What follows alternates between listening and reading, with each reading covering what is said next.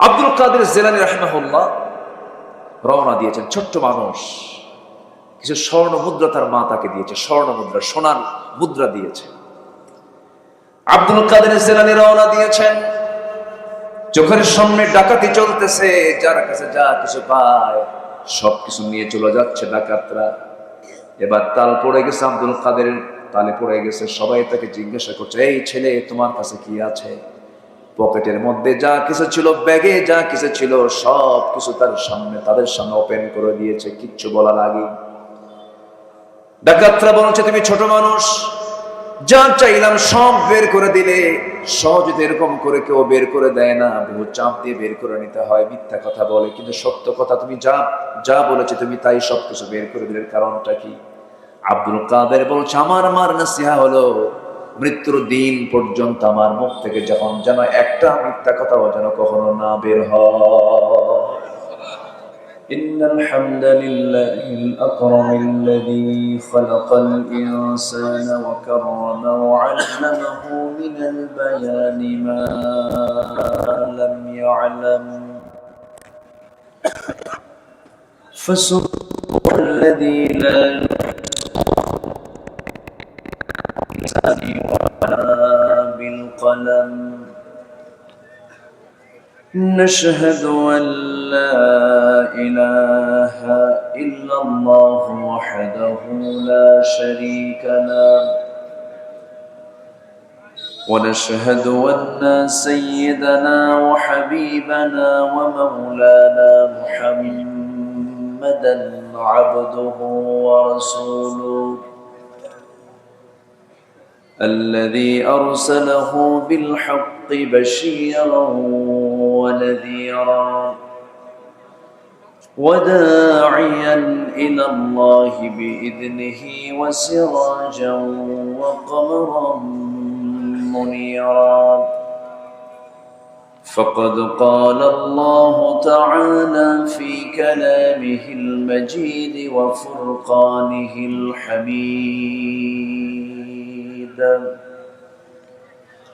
أعوذ بالله من الشيطان الرجيم بسم الله الرحمن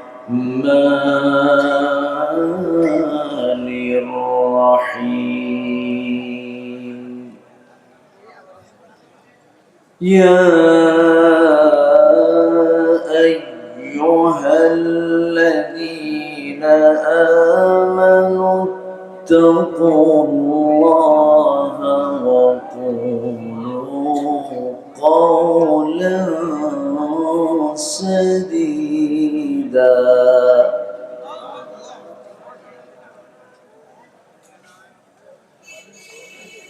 يصلح لكم أعمالكم ويغفر لكم ذنوبكم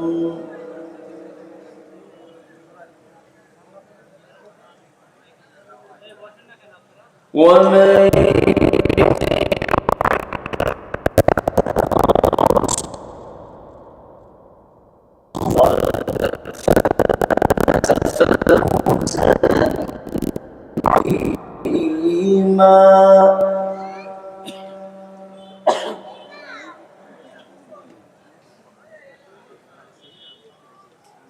إنا عرضنا الأمانة على السماوات والأرض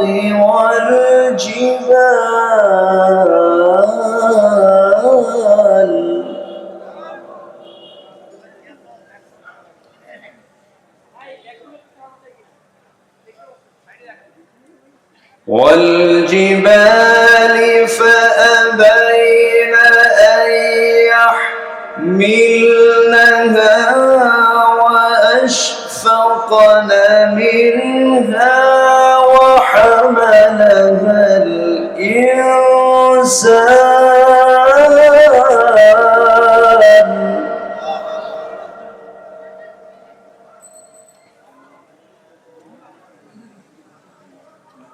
إنه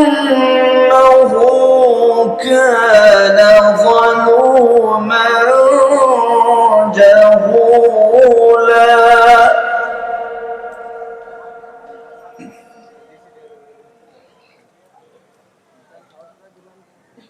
ليعذب الله المنافقين والمنافقات والمشركين والمشركات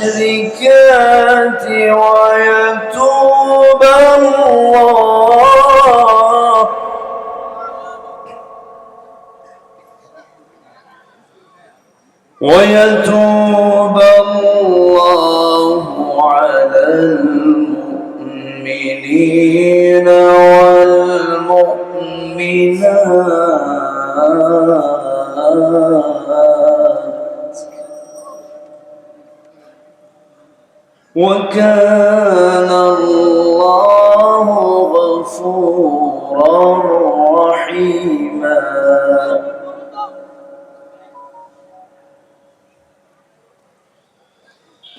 الله أكبر. بسم الله الرحمن الرحيم.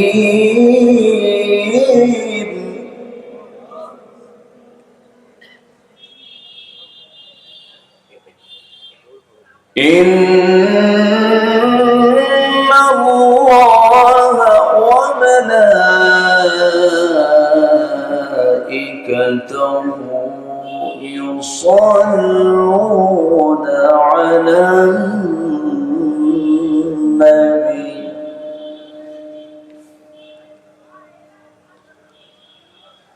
يا أيها الذين آمنوا صلوا عليه وسلموا تسليما. اللهم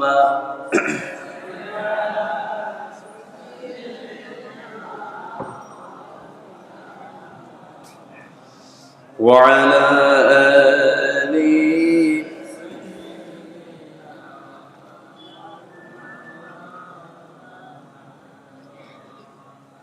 একটু মোহাম্মত দিয়ে নবীর প্রেমে মাতোয়ারা হয়ে জবান খুলে আওয়াজ দিয়ে সবাই বলুন আল্লাহুম্মা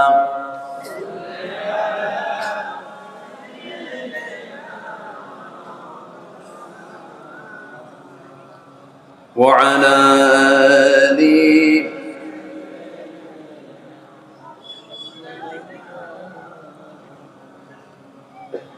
প্রাণের অধিক বেশি জানতাম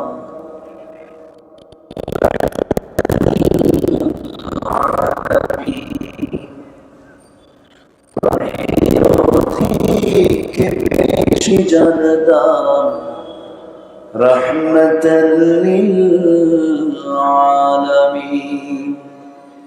জানো কি তোমরা তাহার নাম রহমতাল লিল আলামিন। অসহায়ের বুকে যে জন গোপনে করে সওয়ার দুরুদ পড়ে সুবহে ও শাম রহমতাল লিল আলামিন। গরিবের আহার দিতেন নিজে হয়ে রোজাদার নিয়মর ভালোবাসার খাম রহমতাল লিল আলামিন। তার পথে যে বিছিয়ে দিত টুকরো কাটা স্তূপ করে তাকেও দিলেন প্রেম মুজাসসাম রহমতাল লিল আলামিন। জানো কি তোমরা তাহার নাম রাহমাতাল লিল আলামিন। আল্লাহুম্মা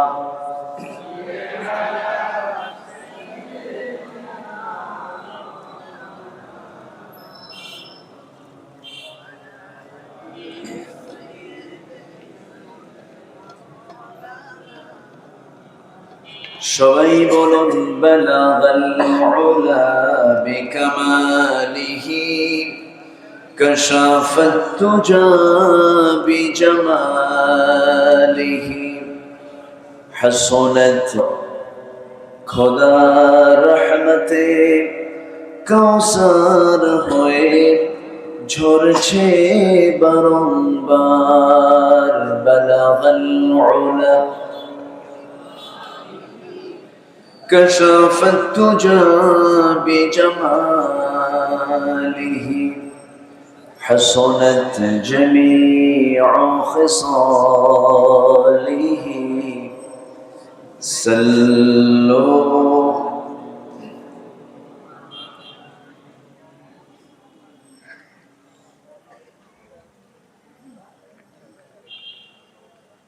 দেশের দক্ষিণ পশ্চিমাঞ্চল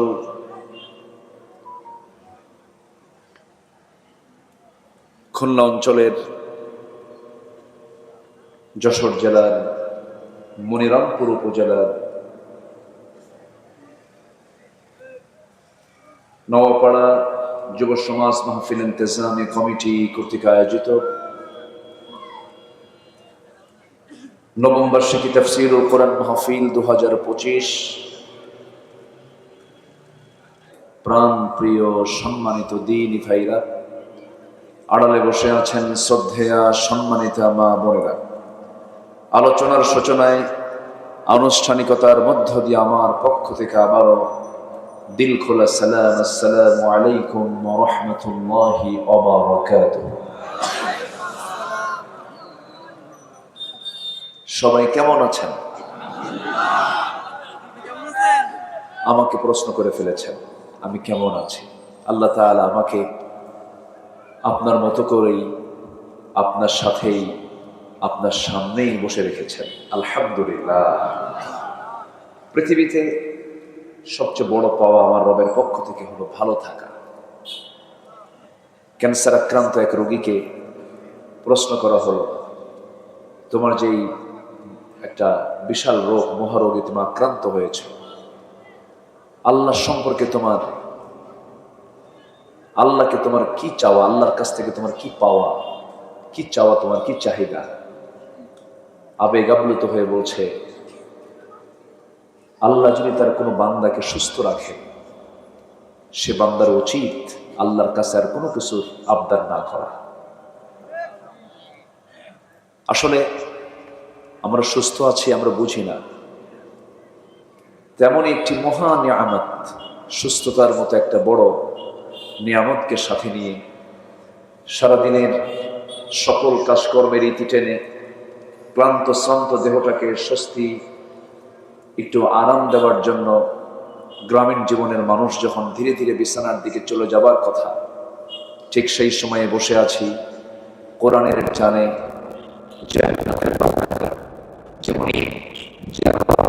যে মালিক আমাকে এমন সুন্দর জায়গায় আসার বসার দিলেন, সেই মহান রবের শানে জোরালো কণ্ঠে বলে উঠছি আলহামদুলিল্লাহ।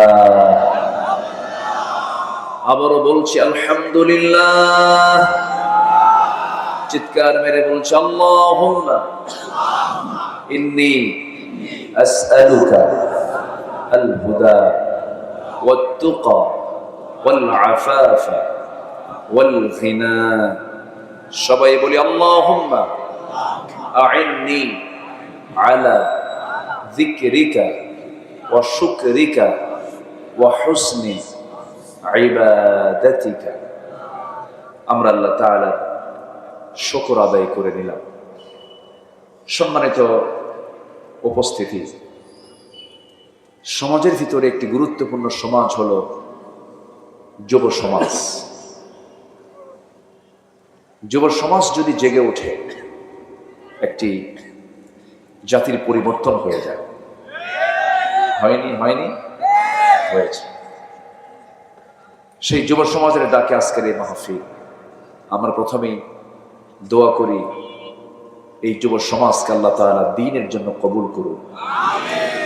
সকল প্রকার মাদক থেকে, নেশা থেকে, সকল প্রকার জুয়া থেকে, এই যে মহামারী আকার ধারণ করেছে এই মাদক, এই জুয়া, ক্যাসিনো, নানাবিধ, এগুলোর ভয়াল এই গজব থেকে আল্লাহ তাআলা যুব সমাজকে হেফাজত করুন। জোরে বলি আল্লাহুম্মা আমিন।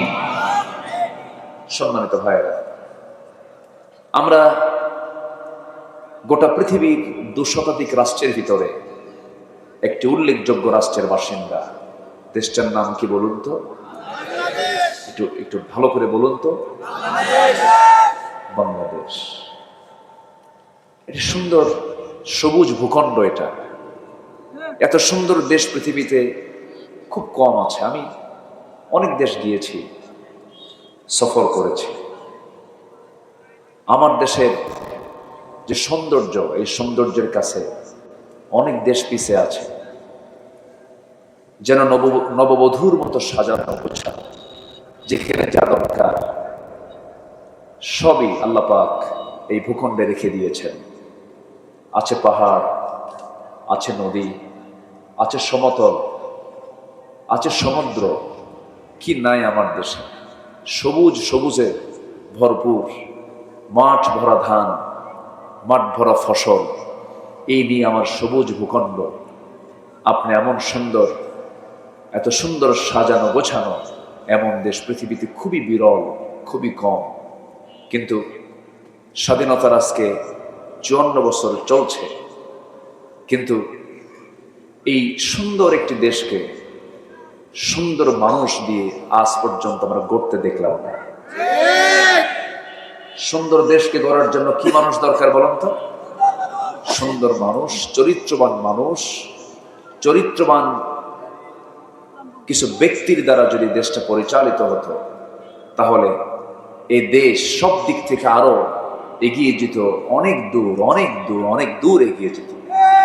কিন্তু দুঃখজনক হলো সত্য, আমরা ইতিপূর্বে যত শাসন দেখেছি, যত সময় আমরা পার করেছি, ফলাফল একটাই, সেটা হলো দেশের সম্পদ দেশে রাখে না, সব পাচার করে নিয়ে চলে যায়।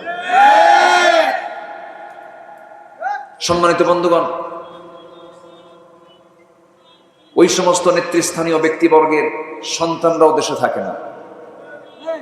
দেশে নাই তো, কেউ আমেরিকা পড়ে, কেউ ইউরোপে পড়ে, এবং তাদের শেল্টার এ দেশ নয়, তাদের শেল্টার এখন পশ্চিমা বিশ্ব অথবা ইউরোপ আমেরিকার দিকে তাদের ঝোঁকটা বেশি। তারা এই দেশ থেকে, এটা একটা পুঁজির জায়গা, ব্যবসার জায়গা, এখান থেকে সব নিয়ে তারা অন্যত্র তাদের নিজের আখের গোছার জন্য তারা চেষ্টা চালিয়েছে 54 বছর। যুব সমাজ একটি বিশাল তারুণ্য তাদের বিবেক নাড়া দিয়েছিল, একটি সুন্দর গোছালো তেজোদীপ্ত সহজ পদক্ষেপ নিয়ে রাজপথ কাঁপিয়ে রক্ত ঝরিয়ে নতুন একটি বাংলাদেশ তার উপহার। কিন্তু আমরা যে নতুন সূর্য দেখতে চাই, নতুন যে আমরা আলোটা দেখতে চাই, এই আলো আমরা পৃথিবীর কোনো ব্যক্তির তৈরি করা কোনো আলো আমরা দেখতে চাই না। এই আলো দেখতে চাই হলো কোরআনের আলো। কোরআনের আলোতে আলোকিত সমাজ, কোরআনের আলোতে আলোকিত সমাজ আমরা দেখতে চাই এবং গড়তে চাই। সেই কোরআনকে সামনে রেখে কিছু কথা আমি বলতে চাচ্ছি। আমাকে সময় দেওয়া যাবে তো? সবাইকে আমাকে সময় দেবেন? জোরে বলি ইনশাআল্লাহ। আমার এই 25-26 বছরে আলোচনার মাঝে আমার একটা স্বভাব হচ্ছে, আমি যখন কথা বলতে নেই, মঞ্চে যখন বসি, তখন মনে হয় কি জানেন, আল্লাহ তুমি আমার মুখ থেকে বেফাস একটা শব্দ তুমি বের করে দিও না। কিন্তু দুঃখজনক, হঠাৎ করে তো ভুল কিছু হতেও পারে, হয় কিনা বলেন? কিন্তু জাতির স্বভাব কি জানেন? ওই ভুলটা আগে খুঁজে বের করে। 2 ঘন্টার বক্তৃতায় একজন আলোচকের সব কথাই কি ভুল হয়? 2-1টা স্লিপিং, হয়তোবা তথ্য দিতে নিয়ে আদান প্রদানে কিছু ভুল থাকতেই পারে।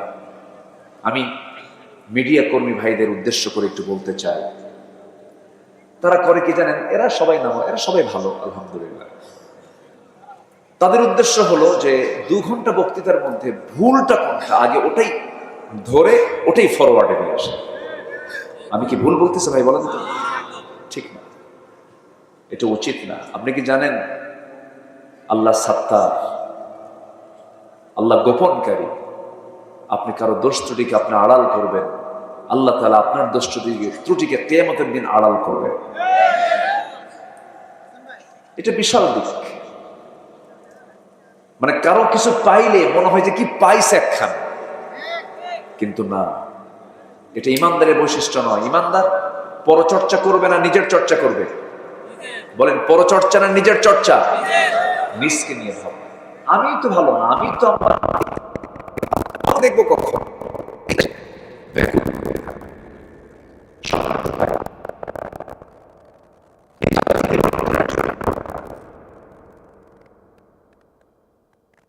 দরকার। আমরা বক্তব্য 16 বছর বহু শুনেছি। কিছু কিছু বক্তার বক্তব্য শুরু থেকে শেষ পর্যন্ত খালি আগুন ঝরানো বক্তৃতা, বহু আলোচনা শুনেছি আমরা। হাসিনা তো আর নাই, আছে? আছে, দেশে আছে। চিল্লায় কি করবেন? নাই তো আর।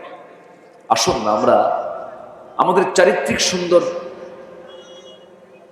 চরিত্রকে সুন্দর করার জন্য চারিত্রিক সৌন্দর্যের কি কি দিকগুলো আমাদের ভিতরে থাকা দরকার, কি কি বাদ দেওয়া দরকার, এই বিষয়ে কিছু কথা আমি আজকে শুধু আপনাকে নয়, গোটা জাতিকেই শোনানোর ইচ্ছা করেছি। কারণ এক একটা বক্তৃতা গোটা দেশবাসীর কাছেই চলে যায়।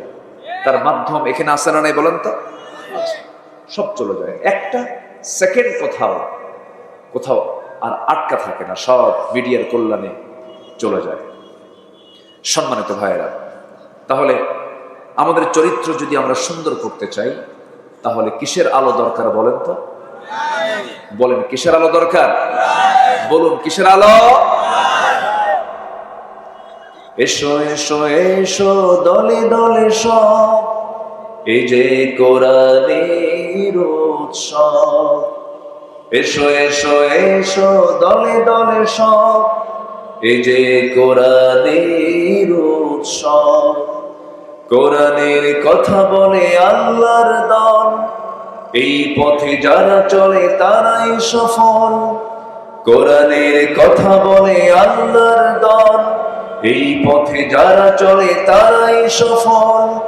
এই পথে এত বাধা ছিল না জানা, আল্লাহুম্মা ইয়াসসির লানা উমুরানা, আল্লাহুম্মা ইয়াসসির লানা উমুরানা।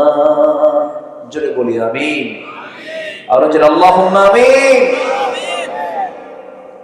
তাহলে আলো দরকার হলো কোরআনের। এই আলো শুধু নামাজে আমরা দেখতে চাই না, এই আলো দিয়ে আমরা সমাজকে আলোকিত করতে চাই, রাষ্ট্রকে আলোকিত করতে চাই, পার্লামেন্টকে আলোকিত করতে চাই, সচিবালয়কে আলোকিত করতে চাই, রঙে রঙে সমাজের প্রত্যেকটি পাতায় পাতায় আমরা কোরআনের আলো দিয়ে আলোকিত করতে চাই।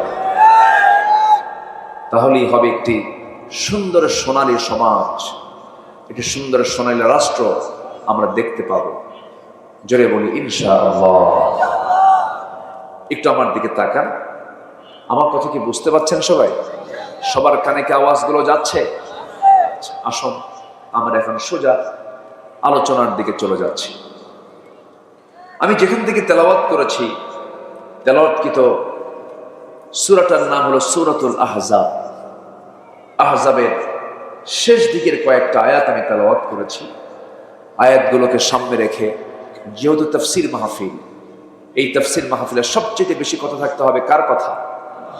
কোরআনের আয়াত থাকতে হবে, তার অর্থ থাকতে হবে, অনুবাদ থাকতে হবে, এগুলো যদি বেশি থাকে তাহলে ভাববেন যে মাহফিলটা বরকতময় হয়ে গেছে। বলি আলহামদুলিল্লাহ।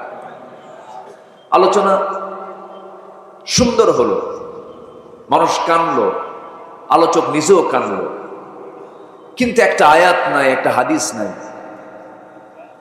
তাহলে সেই আলোচনার কোনো মূল্য, আলোচনার কোনো জাযা, পুরস্কার কার দরবারে হবে না? বলেন তো, কার দরবারে হবে না?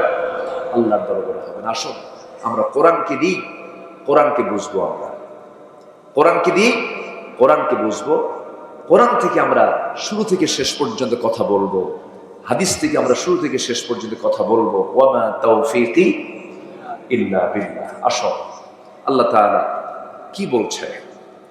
আল্লাহ রাব্বুল আলামিন বলেন, ইয়া আইয়ুহাল্লাযীনা আমানু তাকুল্লাহা ওয়া কুলু قولا سديدا يصلح لكم أعمالكم ويغفر لكم ذنوبكم ومن يطع الله ورسوله فقد فاز فوزا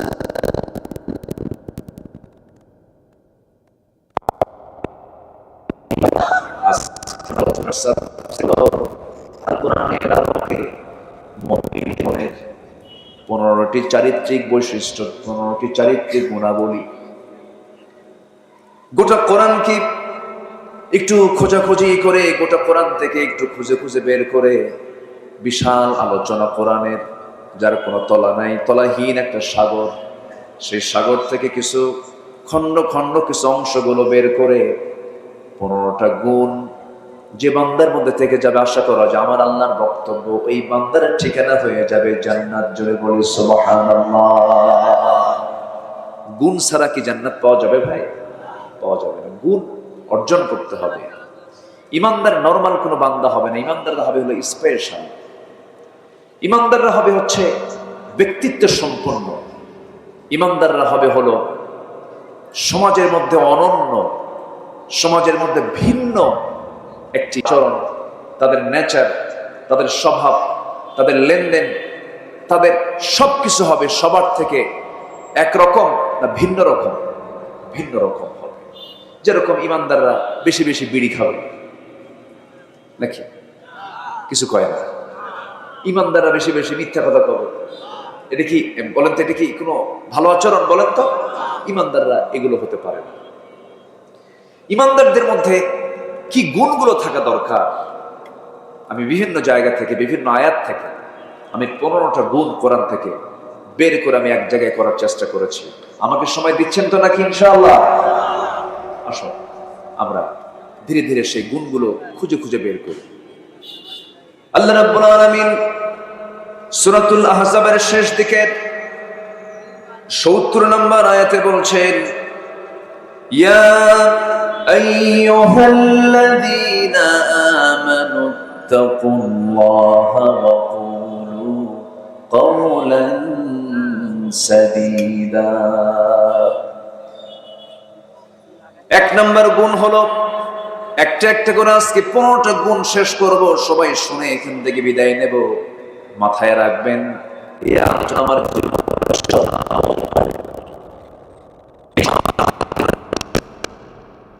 এই ২৬ বছর আমার বহু চোখে দেখেছি, শুনতে এসে লাশ হয়ে বিদায় নিয়েছে বহু শ্রোতা।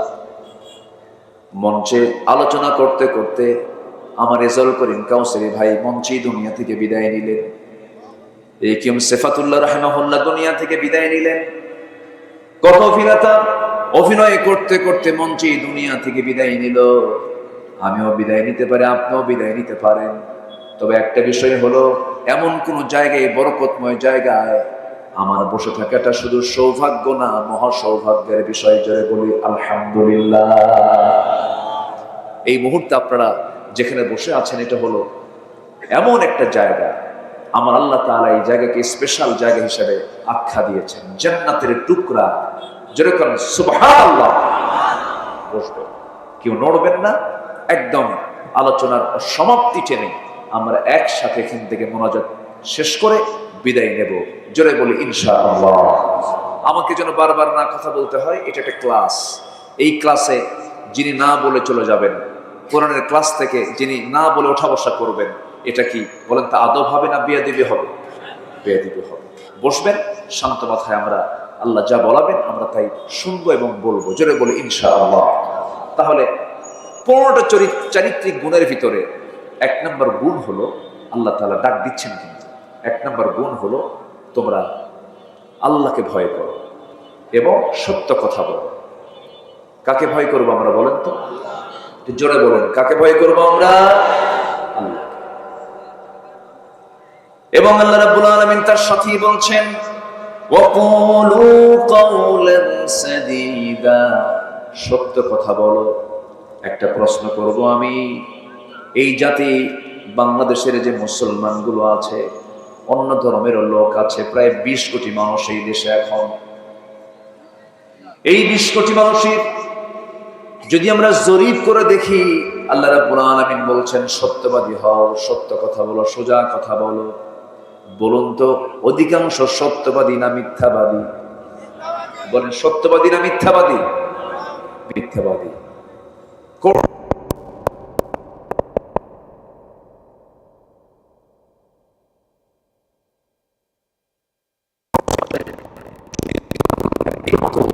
সত্য না মিথ্যা ভালো করে বলবেন, আমি একদম মানে মানে মন খুলে বলবেন। বলেন তো অধিকাংশ কি এগুলো যে মামলা টামলা যা হয় এগুলো কি মানে সত্যের উপরে না সাজানো নাটকের উপরে?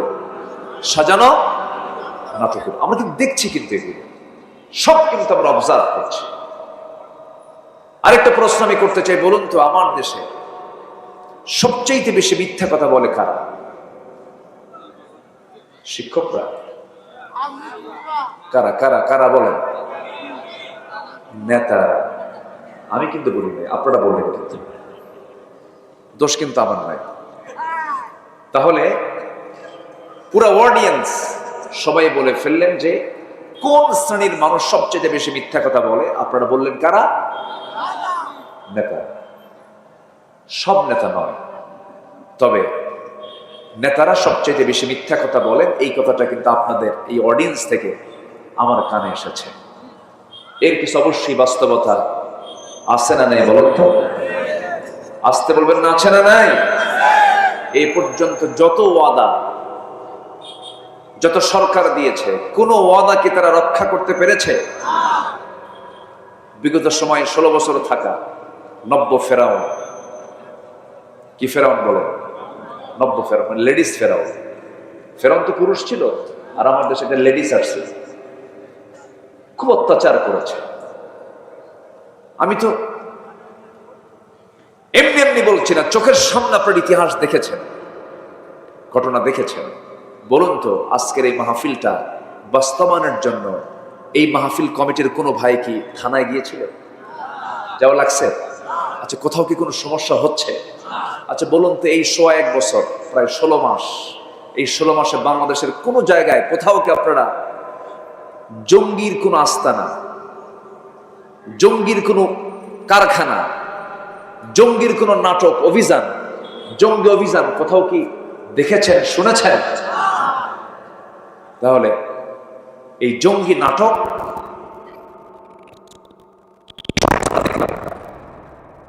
দেখলাম না? এই নাটকের যিনি মূল নাট্যকার, তিনি এখন দিল্লি বসে আছেন, ঠিক কিনা? কোথায় বসে আছে?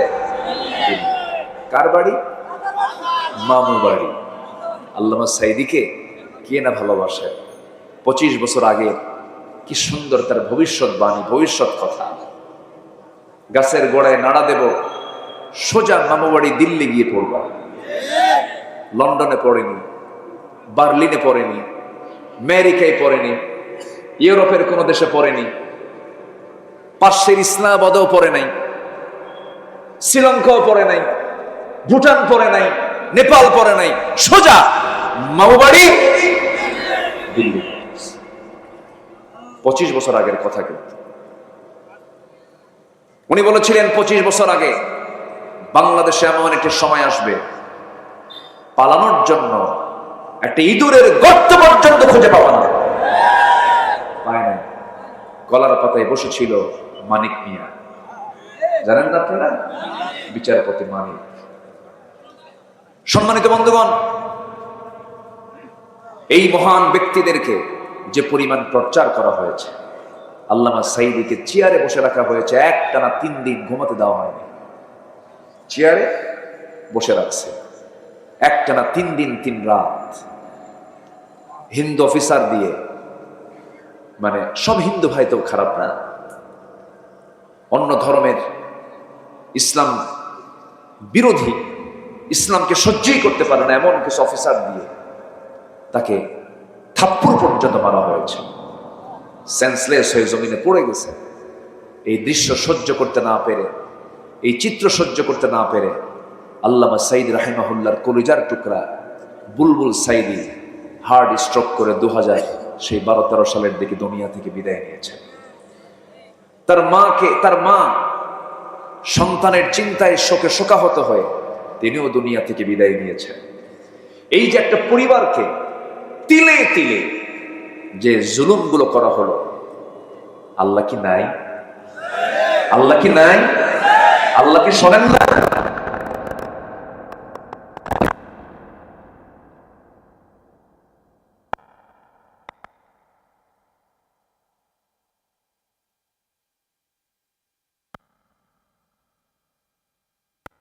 অ্যাটাক করে আমাকে ধরে নিয়ে চলে গেল। ওসি মহোদয় আমার দিকে আর তাকাতে পারছেন না, লজ্জায় তাকায় না, মাথা নিচু করে আছে। বললাম, আপনারা আমার ধরে নিয়ে আসলেন কেন? হুজুর মাফ করে দেন। বললাম, মাফ করবো মানে? আপনি আমার ধরলেন, মাফ চাচ্ছেন কেন? হুজুর উপায় নাই, চাকরি বাঁচান তো ফরজ, বউ বাচ্চা আছে। আমি বললাম, ইমান বাঁচান তো নফল। আমারে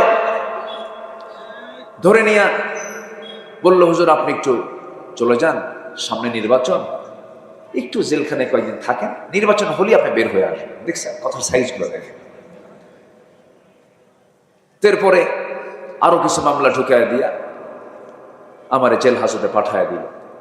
দোষ তো কিছুই করি নাই, আমি জানিও না আমার দোষটা কি, আমি আজ পর্যন্ত জানি না আমার দোষটা কি। আমাকে ধরে নিয়ে চলে গেল, জেলখানায় ঢুকায় দিল। জেলখানার গেট দিয়ে ভিতরে ঢুকিয়ে দেখে এক মুরব্বী, আশীর্ধ বয়স এক চাচা আমাকে দেখে লম্বা একখান সালাম দিয়ে বলে, হুজুর আপনি জেলখানায় ঢুকছেন? খুব খুশি হলাম। তো বললাম, জেলখানায় ঢুকলে কেউ খুশি হয়? চাচা বলে, হুজুর কতদিন মাহফিলে শুনেছি আপনার ওয়াজ, দূর থেকে দেখি শুনি, এত চেষ্টা করছে আপনার সঙ্গে মোসাফা করবো, একটু কথা বলবো, পারি নাই। আল্লাহ কি সুন্দর মিলাই দিয়েছে, সামনে ধরা পড়ছেন, দোয়া করি জেলখানায় থাকে।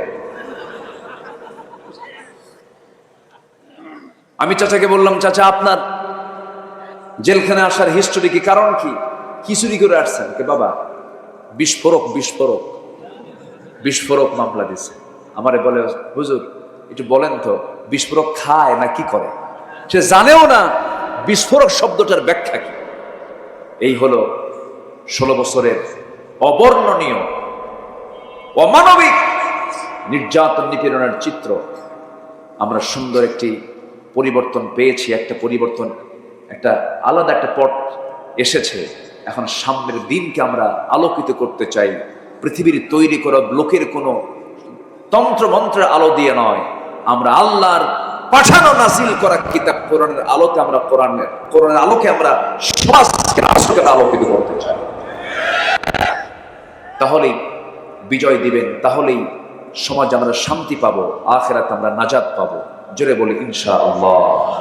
তাহলে যারা মিথ্যা কথা বলে তাদের সঙ্গে আমাদের কোনো সম্পর্ক থাকতে পারে? আমাদের সম্পর্ক থাকবে হলো মিথ্যাবাদীর সাথে না সত্যবাদীর সাথে? ওকুনু মা'আস সাদিকিন, তোমরা সত্যবাদীদের সাথী হয়ে যাও, মিথ্যার সঙ্গে তোমরা সম্পর্ক রেখো না। আমার বন্ধুগণ, একটু কান লাগাবেন, মনোযোগ দিয়ে কথাগুলো শুনবেন। 1 নম্বর গুণ হলো সততা। এই সততা যদি আপনার মধ্যে থেকে যে, আপনার সন্তানগুলো ভালো হবে, আপনার পরিবার ভালো হবে, আপনার সমাজ ভালো হয়ে যাবে, রাষ্ট্র ভালো হয়ে যাবে।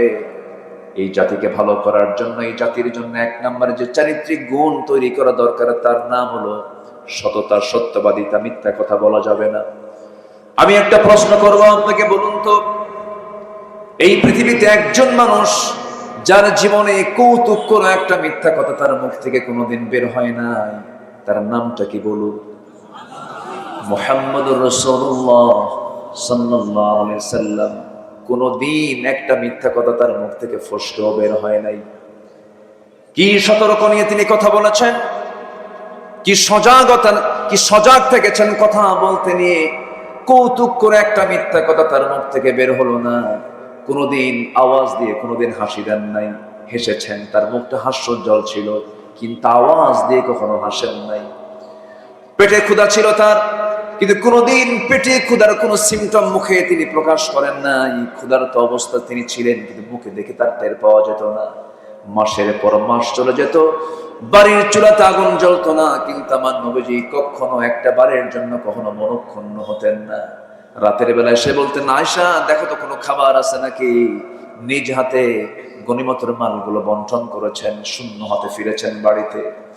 শুধু সামান্য কিছু পানি পান করে রোজার নিয়ত করে পরের দিন রোজার নিয়ত করেছেন।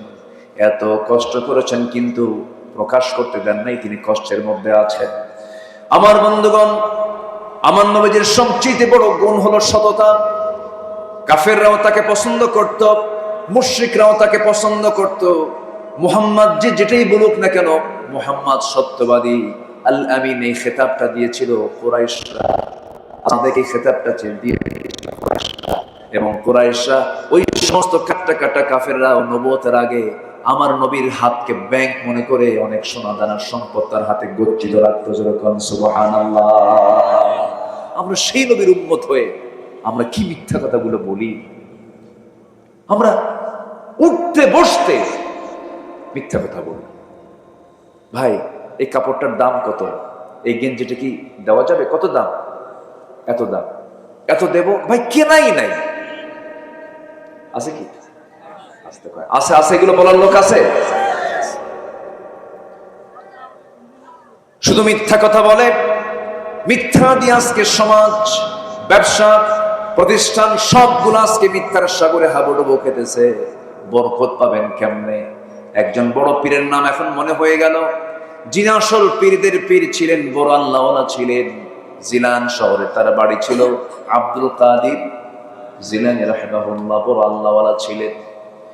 এই বড় আল্লাহওয়ালা যখন ছোট ছিলেন, পারিবারিক শিক্ষা ছিল তার মা সন্তানকে ডাক দিয়ে বলে, বাজান একটা কথা বলি। কি কথা?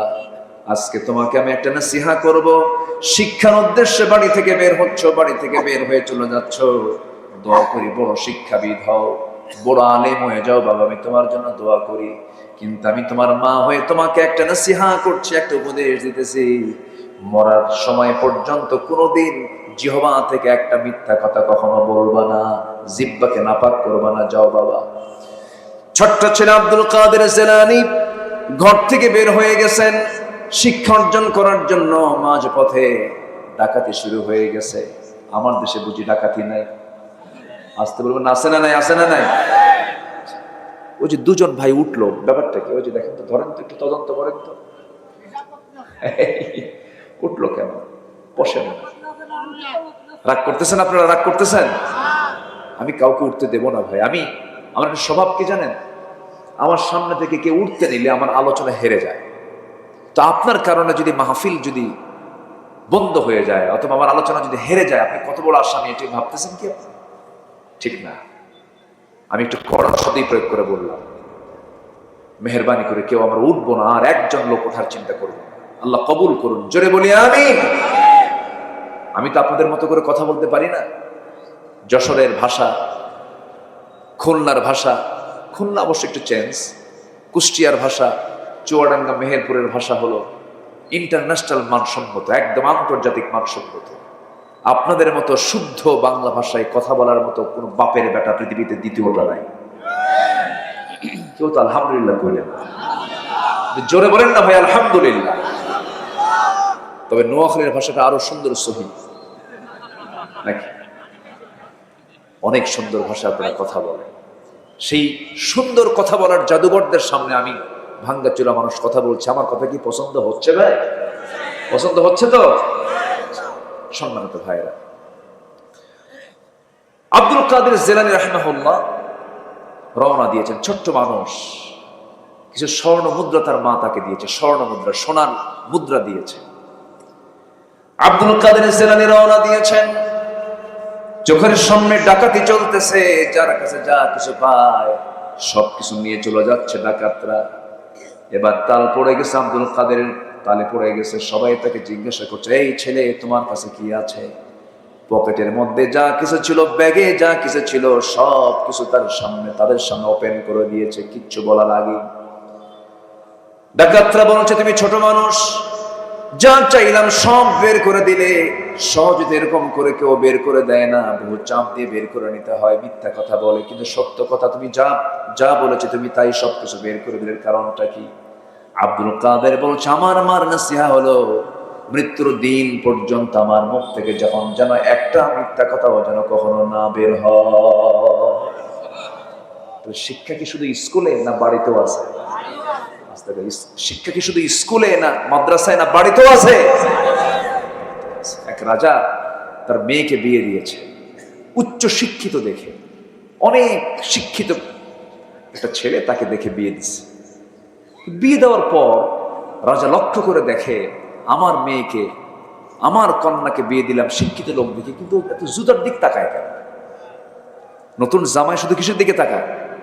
জুতার দিকে নজর। তো তার অ্যাসিস্ট্যান্টকে বললো, দেখো তো ওর গোষ্ঠী একটু উদ্ধার করে দেখো তো, ওর গোষ্ঠী কি? বললো যে, স্যার রাজামশাই, ওর গোষ্ঠী হলো মুচি। আপনি মুচির দোকানের সামনে দিয়ে গেলে মুচি কি আগে আপনার চেহারায় তাকায় না জুতায় তাকায়? কোন দিকে তাকায়? জুতার দিকে। পারিবারিক শিক্ষা হচ্ছে বড় একটা শিক্ষা। সন্তানদেরকে কখনো মিথ্যা শেখাবেন না, ঠকবাজি শিখাবেন না। সাইয়েদনা ওমর ফারুক রাদিয়াল্লাহু তাআলা আনহু রাত্রিবেলা জনগণকে দেখার জন্য বের হয়েছে। জনগণকে দেখতে গিয়ে অনেক গভীর রাত্রিতে মা মেয়ের গল্প শুনছিলেন। মা মেয়েকে বলছে, মা খুব কষ্টে দিনগুলো পার হচ্ছে, দয়া করে তোমাকে বলছে মা, ওই যে ওটির দুধগুলো আছে, ওটির দুধের ভিতরে কিছু পানি মিশায় দাও। পানি মিশায় দিলে পরে দুধের পরিমাণটা বাড়বে, বেশি দামে বিক্রি করা যাবে। সঙ্গে সঙ্গে মেয়ে বলছে, মা তুমি আমাকে যে নাসিহা করছো, এটা কোনো নাসিহা নেই, এটা জাহান্নামে যাওয়ার একটা নাসিহা। এত বড় পাপ আমি করতে পারবো না, আল্লাহর তো ভয় আছে, আবার ওমরের পার্লামেন্ট আছে, ওমরের প্রশাসন আছে, দেখে ফেললে জানতে পারলে বড় বেকায়দা হয়ে যাবে। সঙ্গে সঙ্গে মা বলতেছে, ও মা আমার কলেজার টুকরা মেয়ে, এখানে তো ওমরের লোকজন নাই, কেউ দেখবে না, অন্ধকার রাত। সঙ্গে সঙ্গে মেয়েটা বলছে, ও মা তুমি আমাকে যদি মেরেও ফেলো আমি এমন কাজ করতে পারবো না, কারণ সবচাইতে বড় প্রশাসন কিরামান কাতিবিন, সমস্ত ফেরেশতারা আমাদের সবকিছু রেকর্ড করছেন। যেরকম সুবহানাল্লাহ। এখন উপদেশ দিচ্ছে মা না মেয়ে? বলেন মা না মেয়ে? মেয়ে দিচ্ছে। কেউ না কেউ দিতেই হবে, ভুলতে হবে। আমার বন্ধুগণ, এই দুইটি কথা, মার কথা মেয়ের কথা, দুজনের কথা শুনে আব্দুল কাদের জিলানী বাড়িতে চলে গেলেন। স্ত্রীকে ডাক দিয়ে বলছেন, স্ত্রী আমার ছেলের জন্য বহুদিন যাব মেয়ে খুঁজতেছিলাম, ভালো মেয়ে পাবো কোথায়?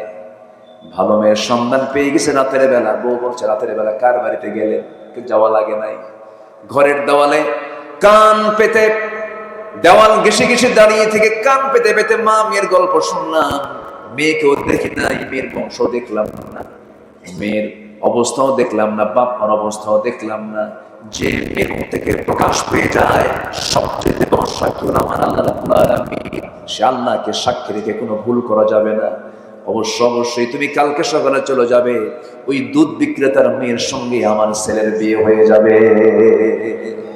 যেরকম সুবহানাল্লাহ। সবকিছুই হলো সততা। সব কি বলেন তো? সততা। সততা নিয়ে চলবো আমরা, মিথ্যার ধারে পাশে আমরা যাব না। সবাই রাজি আছেন তো ইনশাআল্লাহ? আব্দুল কাদের জিলানী বলে ফেললেন, আমার কাছে স্বর্ণ মুদ্রাগুলো আছে, এই যে দেখো। ডাকাত ছোট্ট বাচ্চার চেহারার দিকে তাকায় বলতেছে, সন্তান রে, আমার বাড়ি তোর সন্তান আছে রে, আমার পরিবার ও ছেলে মেয়ে আছে। তোর উত্তম কথা, তোর উত্তম আচরণ, তোর মার নসিহা আমাদের দিলের মধ্যে পরিবর্তন আনতে বাধ্য করলো। ডাকাতির পথ ছেড়ে দিলাম, তোর পথ আমরা ধরলাম। যেরকম সুবহানাল্লাহ।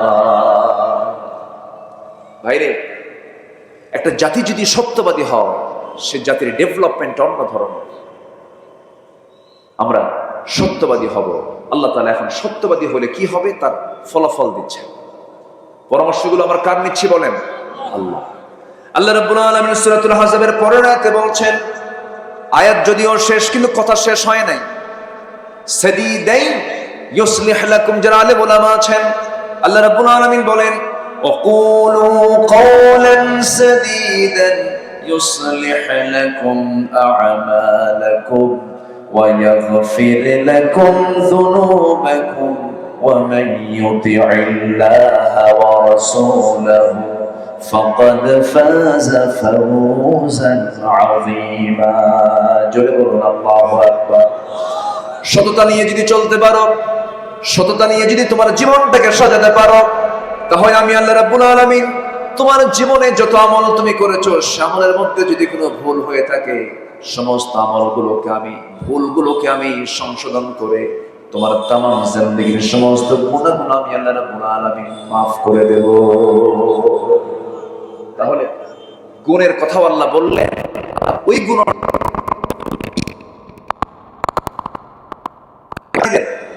আল্লাহ জানে। কাজ করলে বলেন বলেন বলেন, সত্য কথা বললে। কোন কাজ করলে পরে আল্লাহ রাব্বুল আলামিন আমাদের ভুল আমলগুলো ঠিক করে দিবেন? বলেন কোন কাজ করলে পরে? বলেন সত্য কথা বললে পরে। তাহলে এক নাম্বার পয়েন্ট আমরা মোটামুটি হজম করে ফেললাম, সেটা হলো জীবনে এই জিহ্বা দিয়ে কখনো একটাবারের জন্য আমরা মিথ্যা কথা বলবো না। কেউ ইনশাল্লাহ বলেন নাকি? আরো জোরে, আরো জোরে, আরো জোরে। এক সাহাবী নবীর কাছে এসে বলছেন, ইয়া রাসূলুল্লাহ, আমাকে একটা আমল দেন। রাসূল বলেন, মিথ্যা কথা বলবো না, যাও। তাহলে ওয়াস রাসূল কয়টা করেছেন বলেন তো? বলেন কয়টা? এক সাহাবী এসে বলছে, হুজুর আপনি আমাকে একটা আমল, আমাকে কিছু আমল দেন, আমাকে কিছু নসিহত করুন। রাসূল বলেন, তুমি একটা আমল করবা, কি? মিথ্যা কথা বলবা না, যাও। ওয়াজ শেষ। মানুষ ভালো হওয়ার জন্য 2 ঘন্টা ওয়াজ লাগে? 2 ঘন্টা ওয়াজ লাগে না। এই যে একটা পয়েন্ট বললাম, এটা শুধু যদি আপনি ফলো করেন, আল্লাহর কসম, যে জিহ্বায় মিথ্যা নাই, ওই জিহ্বা জাহান্নামে যাবে না, যাবে না, যাবে না, যাবে না। ওই জিহ্বাকে আল্লাহ জাহান্নামে ফেলবেন না, কখনোই না। আমার আপনার দোয়া 100% কবুল হবে যখন আপনার জিহ্বা গড়ে উঠবে সত্য কথা দিয়া। আপনি যা বলবেন তাই কবুল হবে। শর্ত হলো ওই জবানে কোনোদিন মিথ্যা কথা আনা যাবে।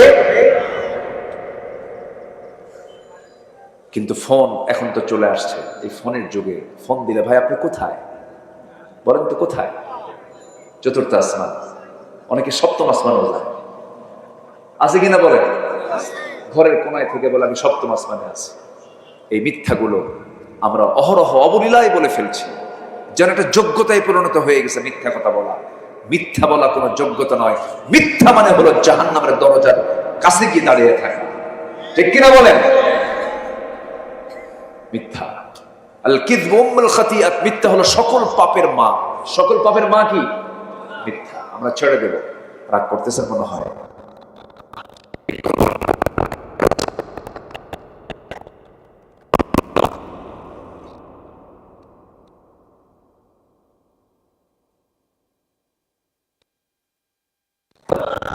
মিথ্যা, নির্জল মিথ্যা। আল্লামা সাঈদীর একটা মামলায় সাক্ষী সাঈদীর বিরুদ্ধে সাক্ষী দিতে এসেছে। সে সাক্ষীর জন্ম হলো 79, জন্ম হলো 76, আর ঘটনা হলো 71। তাহলে 71 সালের ঘটনা, তার সাক্ষীর জন্ম হলো 76-এ। তাহলে 5 বছরের পরে জন্ম নিয়ে সে 71 সালের ঘটনা দেখছে। কি কথা কি বুঝতেছেন আপনারা? সে হলো ওই মামলার সাক্ষী। দেখলো কেমনে? দেখলো হলো রুহের জগৎ থেকে। কিসের জগৎ থেকে? আর সেইগুলো সাক্ষীকে নিয়ে সাজানো পাতানো যে রায়গুলো দিয়েছে, তারই আজকে পরিণতি ভোগ করছে তারা। তারাই পরিণতি ভোগ করছে। অর্থ দিয়ে শান্তি হয় না, টাকা দিয়ে শান্তি হয় না, সম্পদের মালিক হয়ে শান্তি হয় না। যদি প্রশ্ন করা হয় এই দেশের এখন 1 নম্বর ধনীকে, নাম চলে আসবে বেক্সিমকো গ্রুপের মালিক সালমান এফ রহমান। এই সালমান এফ রহমান 5 আগস্টের পরবর্তী কোথাও জমিনের কোথাও তার থাকার জায়গা নাই।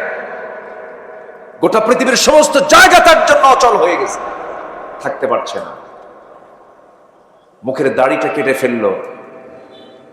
বলেন তো আমরা যে দাড়িটা রেখেছি, আমাকে যদি মেরেও ফেলা হয়, আমরা কি দাড়ি কাটবো?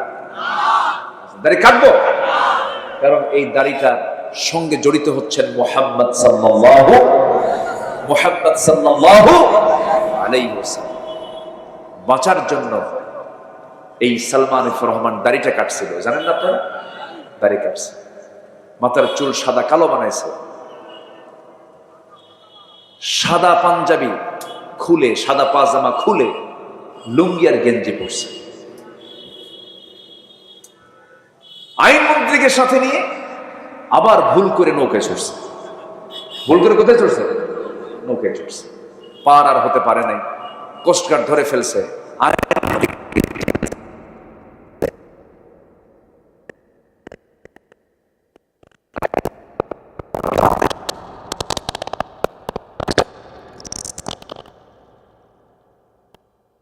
দেখো, লোকটাকে দেখা যায় না তো, চেনা যায় না তো, ভালো করে দেখো, ওটাই দরবেশ। ওটা কে?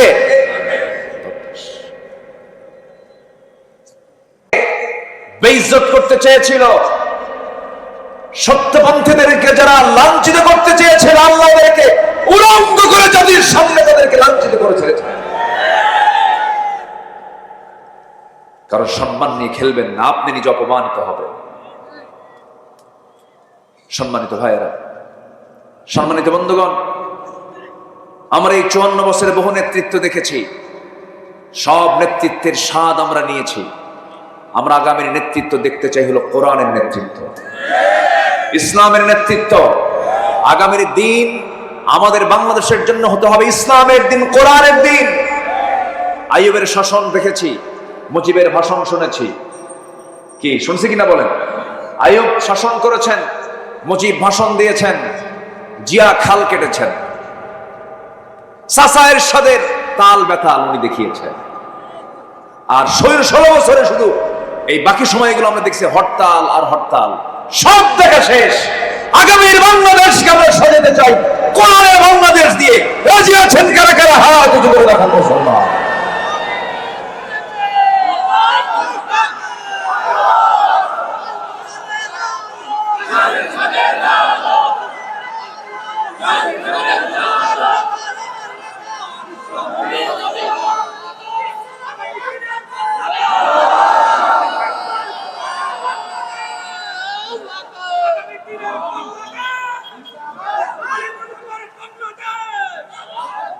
আল্লাহ কবুল করুন, জোরে বলে আমিন।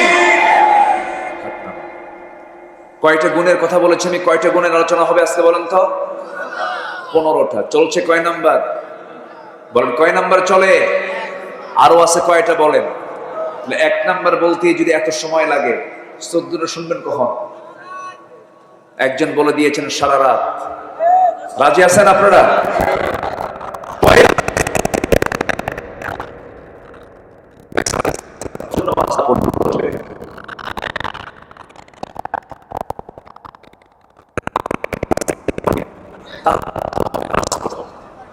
আসতেছি, আমরা লাইনে আসতেছি। মিথ্যুক নামাজি হওয়া যাবে না, সত্যবাদী নামাজি হতে হবে। ঠিক কিনা বলেন? আমার দেশে মিথ্যুক নামাজি আছে না নাই? নির্বাচন আসলে পরে এক আসরের নামাজ 4 বার পড়ে। কয়বার পড়ে?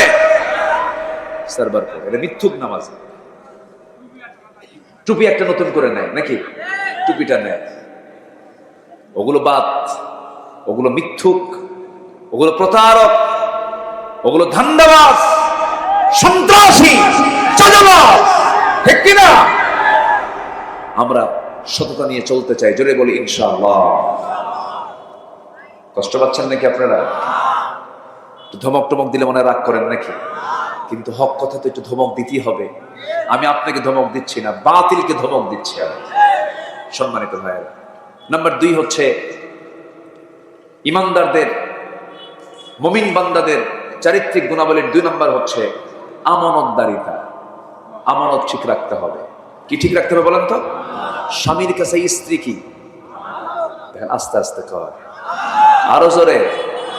আচ্ছা, স্বামীর কাছেই শুধু একমাত্র স্ত্রী কি? আমানত।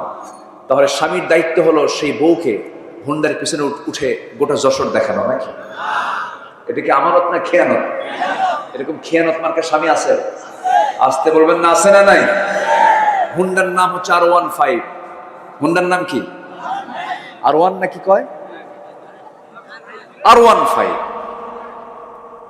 সে হুন্ডার ড্রাইভিং সিট হলো আন্ডারগ্রাউন্ড, একদম নিচতলা, ওরে দেখাই যায় না। আর প্যাসেঞ্জার সিট হলো 3 তলায়, একদম সব দেখা যায়। তো আন্ডারগ্রাউন্ড সিটে স্বামী ড্রাইভিং সিটে বসলো, আর বউকে বলল তুমি 3 তলায় বসো। বোরকা নাই, চুলটা ছেড়ে দেওয়া, ঠোঁটটা আঁকানো, ঠোঁটটা লাল লিপস্টিক দিয়ে আঁকানো, চোখ মুখে আশকারা মাস্কারা, হাই হিল, এগুলো পরে একটি গরম সেন্ট লাগাইয়া যেন আশপাশ যেন সাইক্লোন হয়ে যায়।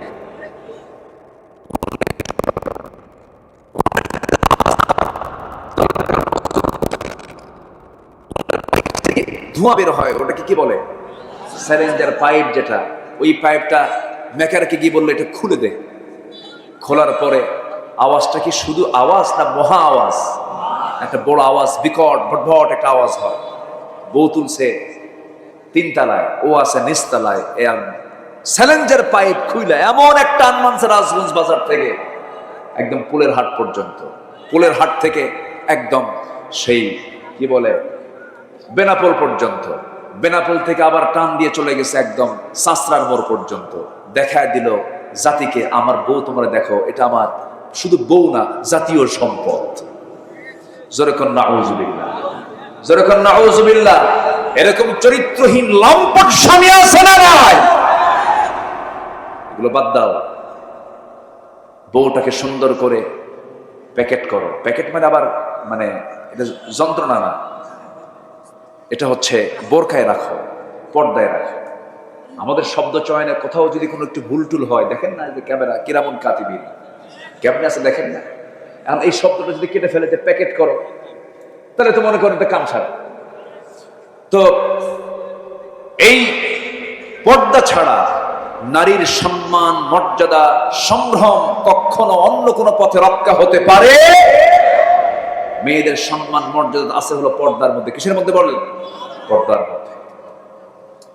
মুক্তা থাকে কিসের পেটে বলেন তো? মুক্তা থাকে কিসের পেটে? ঝিনুক থাকে কোথায়? সাগরের উপরে, সাগরের তলে?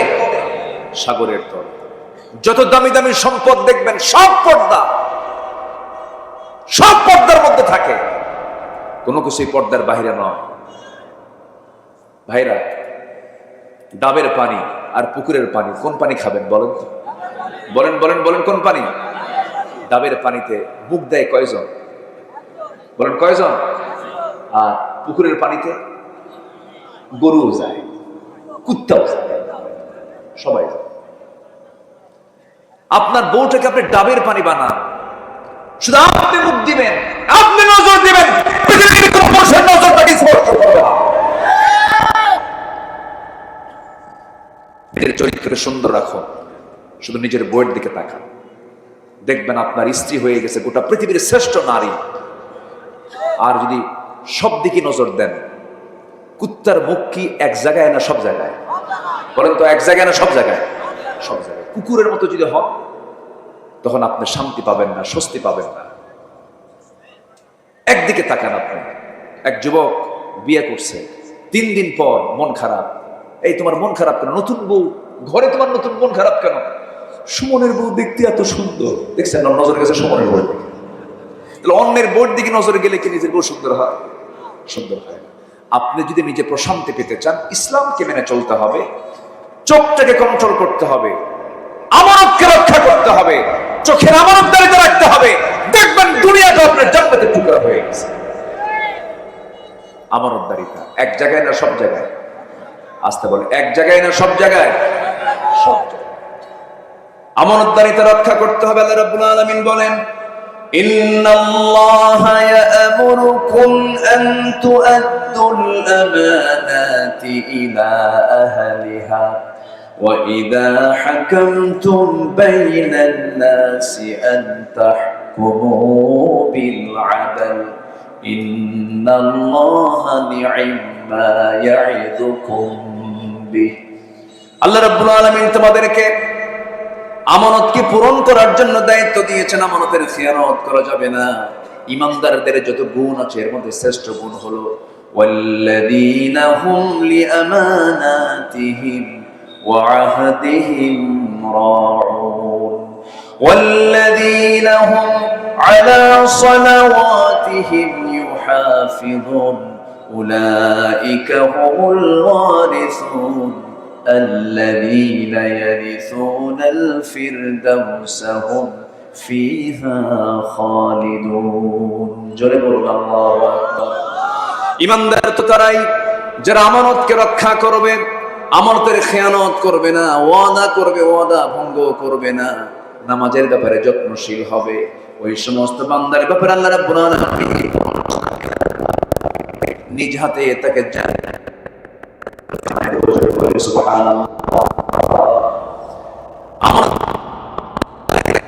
রাষ্ট্র পরিচালনা করেন, রাষ্ট্র তার কাছে একটা বড় আমানত। যিনি অন্যের জায়গায় চাকরি করেন, ব্যবসা তার কাছে একটা আমানত। মালিকের অধীনে চাকরি করছেন, এটা তার জন্য বড় একটা আমানত। প্রত্যেকটা জায়গায় এমন আমানত রক্ষা করে চলতে হবে। লা ঈমানা লিমান লা আমানাতা লাহ, তার ঈমান নাই যার আমানতদারিতা নাই, যার ওয়াদা ঠিক নাই তার ঈমান নাই, বলেছেন মুহাম্মদ সাল্লাল্লাহু আলাইহি ওয়াসাল্লাম। রাষ্ট্র ক্ষমতা যে লোকের হাতে চলে যাবে তার কাছে বড় একটা আমানত।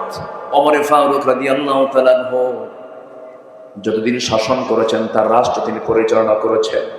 ইতিহাসে পাওয়া যায় যখন তিনি ক্ষমতার মসনদে বসলেন, সেই সময় থেকে শুরু করে নিয়ে মৃত্যুর দিন পর্যন্ত কোন রাত তিনি তার পিঠটাকে বিছানার সঙ্গে আলিঙ্গন করার সুযোগ পান নাই।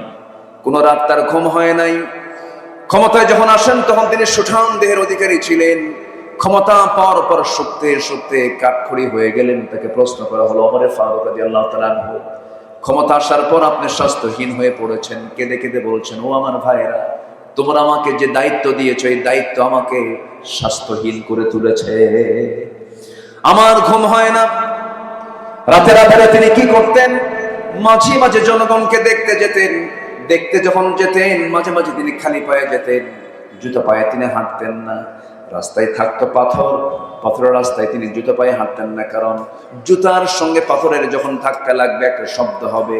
ওই শব্দে যদি আমার নাগরিকেরা যদি গভীর রাতের ঘুম যদি নষ্ট হয়ে যায়, কিয়ামতের দিন আমাকে আল্লাহ তাআলা আসামির কাঠগড়ায় দাঁড় করাবে। কি চেতনা তাদের মধ্যে লালন হয়েছে! জনগণকে চুল পরিমাণ তারা কোনো কষ্ট দেন নাই। রাষ্ট্র একটা তাদের কাছে আমানত ছিল। প্রত্যেক রাত্রি তিনি নামাজ পড়াতেন।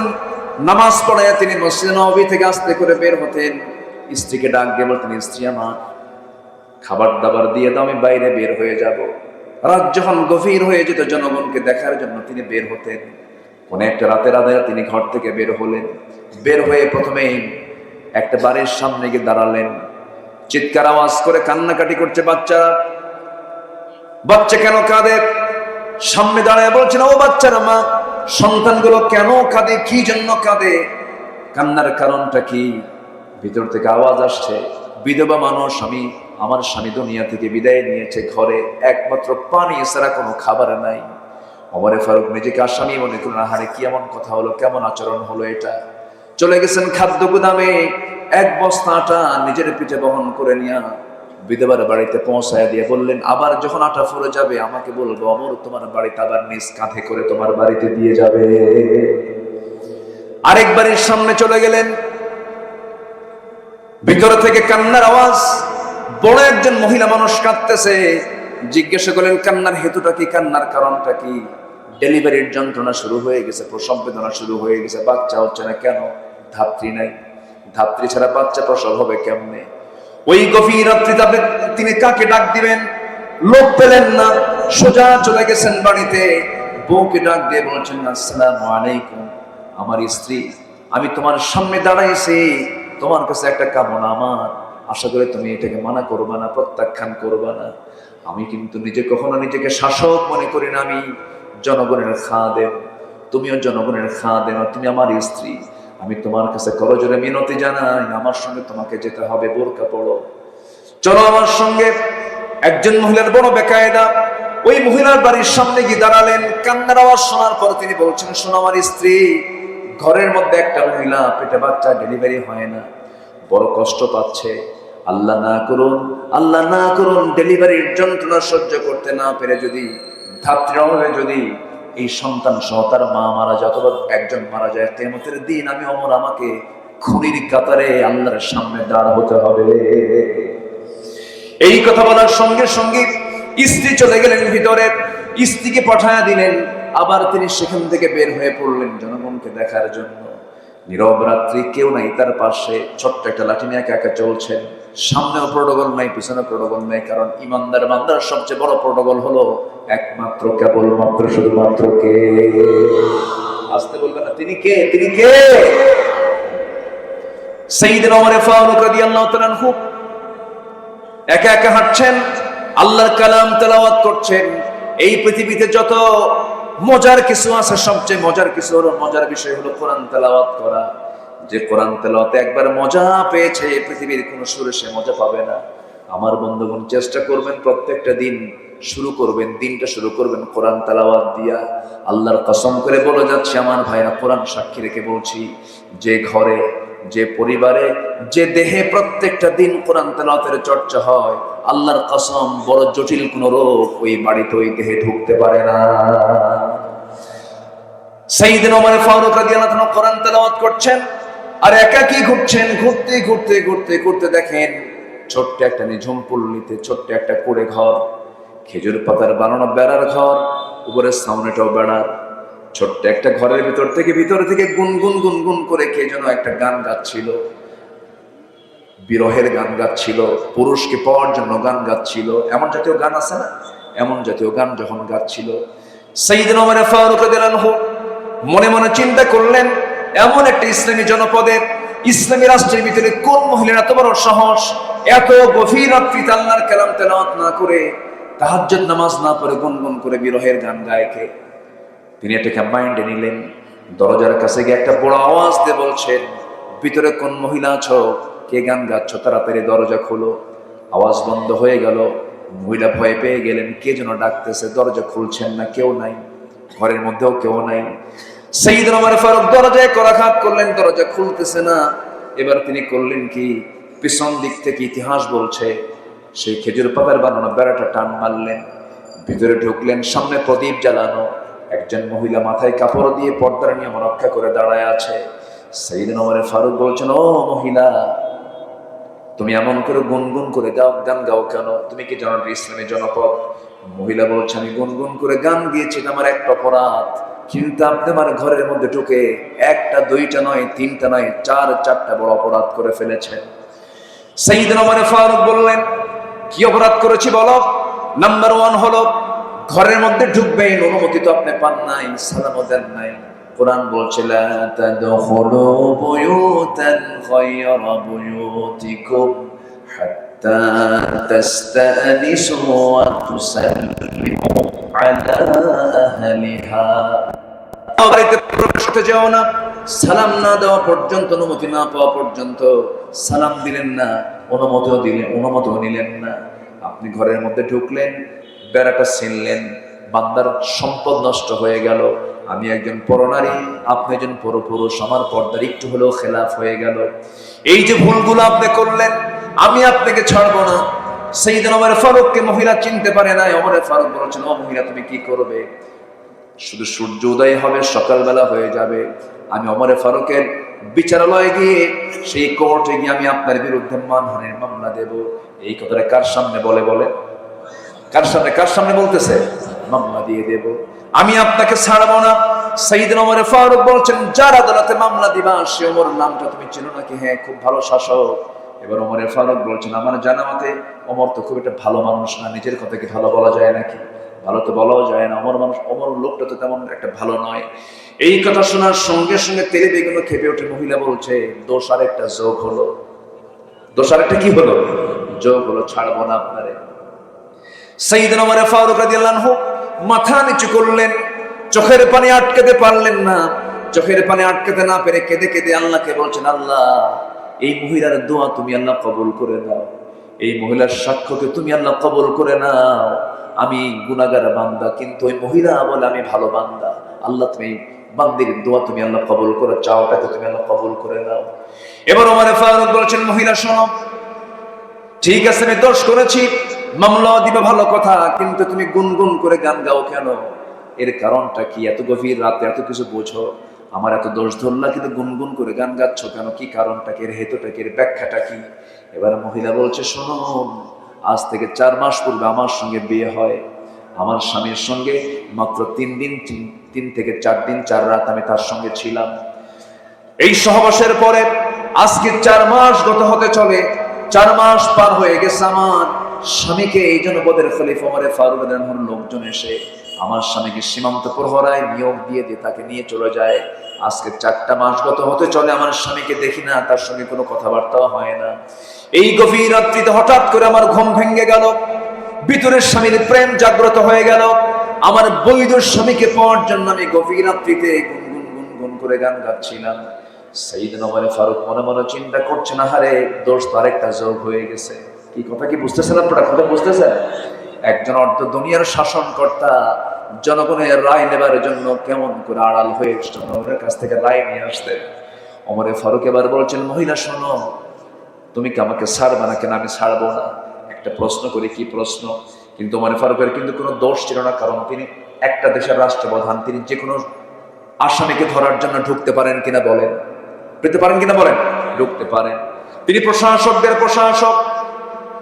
সাইয়েদনা ওমর ফারুক রাদিয়াল্লাহু তাআলা আনহু সঙ্গে সঙ্গে বলেছেন, ঠিক আছে, কিন্তু তুমি আমার বিরুদ্ধে যে মামলা দেবে, আমি তার আগে তোমাকে একটা প্রস্তাব করবো। সেই প্রস্তাবটা হলো, তোমার যে কাঙ্ক্ষিত স্বামী আজকে 4 মাস যাবত তুমি তাকে দেখতে পাচ্ছ না, সেই স্বামীকে যদি আমি তোমাকে কাল সকালে সূর্য উদয়ের আগে যদি তোমার বাড়িতে যদি পৌঁছা দিতে পারি, তুমি কি আমার বিরুদ্ধে কোনো মামলা দিবা নাকি? মহিলা মুসকে হাসি মেরে বলছে, ও আল্লাহর গোলাম, আমার স্বামীকে যদি কালকের দিনের মধ্যে যদি হাজির করে দিতে পারো, কোনো মামলা দেব না। দেখছেন কোথায় নক করলেন? জোরে কাল সুবহানাল্লাহ। শাসক কাকে বলে? একদম উনি বুঝলেন যে এই রোগীর রোগ কোথায়, রোগীর রোগটা কোথায়, রোগটা ধরে ফেললেন। এবার বললেন, ঠিক আছে তুমি থাকো, আমি চলে যাচ্ছি, তোমার স্বামীর সময় মতো চলে আসবে। নিজের পরিচয় সম্পূর্ণ আত্মগোপন করলেন সাইয়েদনা ওমর ফারুক রাদিয়াল্লাহু তাআলা আনহু। আল্লাহু আকবার। চলে গেছে বাড়িতে। বাড়িতে গিয়ে বউয়ের সঙ্গে দেখা। বউটাকে ডাক দিয়ে বললেন, আমার স্ত্রী, একজন মহিলা, একজন নারী তার স্বামীকে কতদিন পর্যন্ত না পেলে পরে তার ফিতনায় যাওয়ার সম্ভাবনা আছে, কতদিন পর্যন্ত সে ধৈর্য ধারণ করতে পারে স্বামী ছাড়া? একটু আমাকে বলো তো। স্ত্রী বলছেন, আমার স্বামী, আপনি কত বড় একজন জ্ঞানী মানুষ, আপনি আমাকে প্রশ্ন করছেন না? তুমি নারী মানুষ, তুমি তো নারী, তুমি বলতে পারবে। এবার তার স্ত্রী বলছেন, একজন স্বামীকে ছাড়া একজন নারী 3টা মাস, বড় জোরে 3টা মাস, 3টা ঋতুস্রাব পর্যন্ত, অল মুতাল্লাকাতু ইয়াতারাব্বাসনা বিআনফুসিহিন্না সালাসাতা কুরু, তালাকপ্রাপ্ত নারীর অপেক্ষা করতে হয় কয় মাস? বলেন কয় মাস?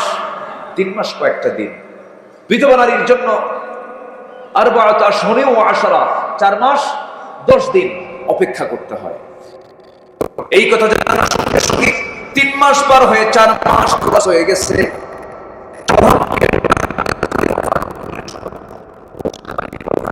আজকের থেকে সৈনিকের জন্য 3 মাস পর পর সাধারণ ছুটি আমি ওমর ফারুক আমার খেলাফত থেকে, আমার রাষ্ট্র থেকে ঘোষণা করা হলো। জোরে বলেন সুবহানাল্লাহ।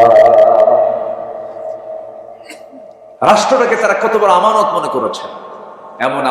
এমন একজন আমানতদার শাসক কি আমরা বাংলার জমিনে দেখতে চাই? সবাইকে দেখতে চান? আল্লাহ কবুল করুন। জোরে বলি আমিন। সম্মানিত ভাইরা, গুণ দরকার হলো 15টা। চলতেছে কয় নাম্বার? বলেন কয় নাম্বার চলতেছে? আরো আছে কত? 13টা নুরু, ওয়াজ কি শেষ না শুরু? বহু কথা এখনো পড়ে আছে, আল্লাহ কবুল করুন, জোরে বলে আমি। খুব ভালো মানুষ আপনারা, কি সুন্দর, কেউ নড়ছেন না, বসে আছেন, কোরআনগুলো শুনছেন। আল্লাহ আমল করার তৌফিক দান করুন, জোরে বলি আমি। নাম্বার 3 হলো ধৈর্যশীলতা। আমি কি শেষ করে দেব নাকি? চলো, আপনি যা বলবেন তাই হবে। ওনারা চিনেন? বড় ভাই, মাশাআল্লাহ, আলহামদুলিল্লাহ। জি, নাম্বার 3 হচ্ছে ধৈর্যশীলতা। নাম্বার 3 কি বলেন তো? ধৈর্যশীলতা, সবর। বলুন তো, এখানে যে বসে আছেন, ধৈর্যের দরকার নেই? আজ থেকে ধৈর্যের দরকার আছে না নাই? একজন লোক আপনাকে গালি দিল, জবাব আপনি দিতে নিয়ে থেমে গেলেন, কি দরকার? বলেন কি দরকার বলেন? ধৈর্য। ধৈর্য হলো যোগ্যতা, রাগ কোনো যোগ্যতা নয়। একটা জঙ্গল এমনি হয়, কোনো যত্ন লাগে না। জঙ্গল কি যত্ন করতে হয়? এমনি হয়। বাগান, বলেন বাগান কি করতে হয়? যত্ন করতে হয়, সাজাতে হয়, সেখানে পরিশ্রম করতে হয়, টাকা খরচ করতে হয়, এরপর বাগান গড়ে ওঠে।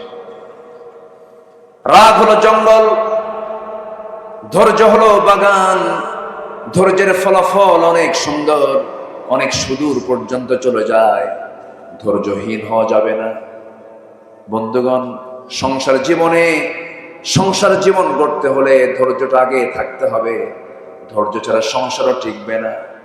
কয়েকদিন আগে আমাকে এক মহিলা ফোন দিয়ে বলে, হুজুর, আমার স্বামী, আমি কি আসি না নাই? আপনারা শুনছেন? মানে মহিলা বলতেছে, আমার স্বামী রুটিন ওয়ার্কের মতো, সকালেও তালাক দেয়, বিকেলেও তালাক দেয়, আমি কি আসি না নাই?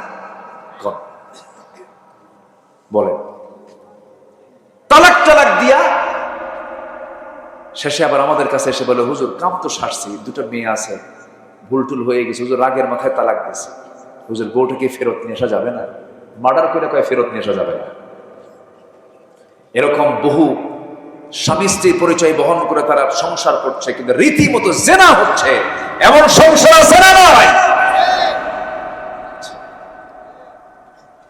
প্রত্যেক গ্রামে 2-1টা করে খুঁজে পাবেন এগুলো।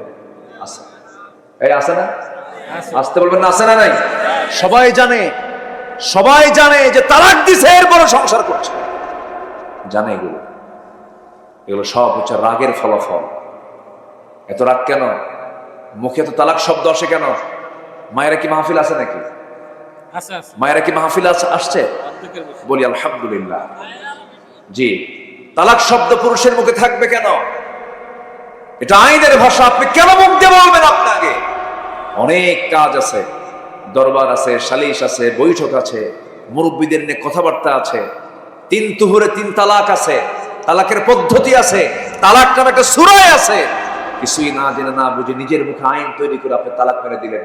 এই জাতীয় বদভ্যাস যারা আনবে, এই জাতীয় মানে জুলুম যারা করবে, উচিত হচ্ছে তাদেরকে, ওই যে বাঁশ গাছ আছে না, বাঁশের যে ডালগুলো আছে, ওগুলো কি কঞ্চি, বাঁশের যে কঞ্চিগুলো আছে, যে চিকন কঞ্চিগুলো, একদম পাকা বাঁশের, ওই কয়েকটা কঞ্চি এক জায়গায় করে পিছন দিকে বানানো।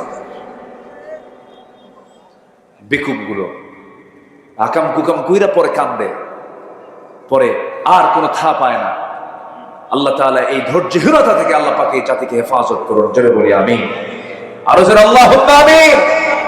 এগুলো করা যাবে না। ধৈর্য আনবেন, সব হবে। দোকানে কাপড় বিক্রি করতে নিছেন, গেঞ্জি বেচবেন, গেঞ্জি বিক্রেতা গেঞ্জি কিনতে, এক গেঞ্জি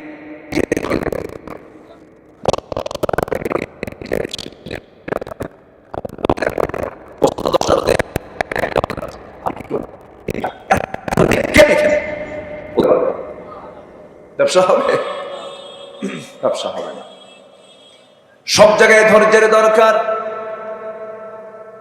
এই পৃথিবীতে যত পয়গম্বর ছিলেন, সব পয়গম্বররা ছিলেন হলো ধৈর্যের পিরামিড।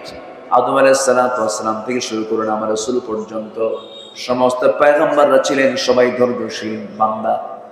চরম ধৈর্যের পরিচয় তারা দিয়েছেন। আদম আলাইহিস সালাতু ওয়াস সালাম জান্নাত থেকে দুনিয়াতে নেমে ধৈর্যের পরিচয় দিয়ে শত শত বছর চোখের পানি ফেলে ফেলে যে দোয়াটা করেছেন, কান্না করেছেন, যারা পারেন সঙ্গে পড়ুন, রব্বানা যালামনা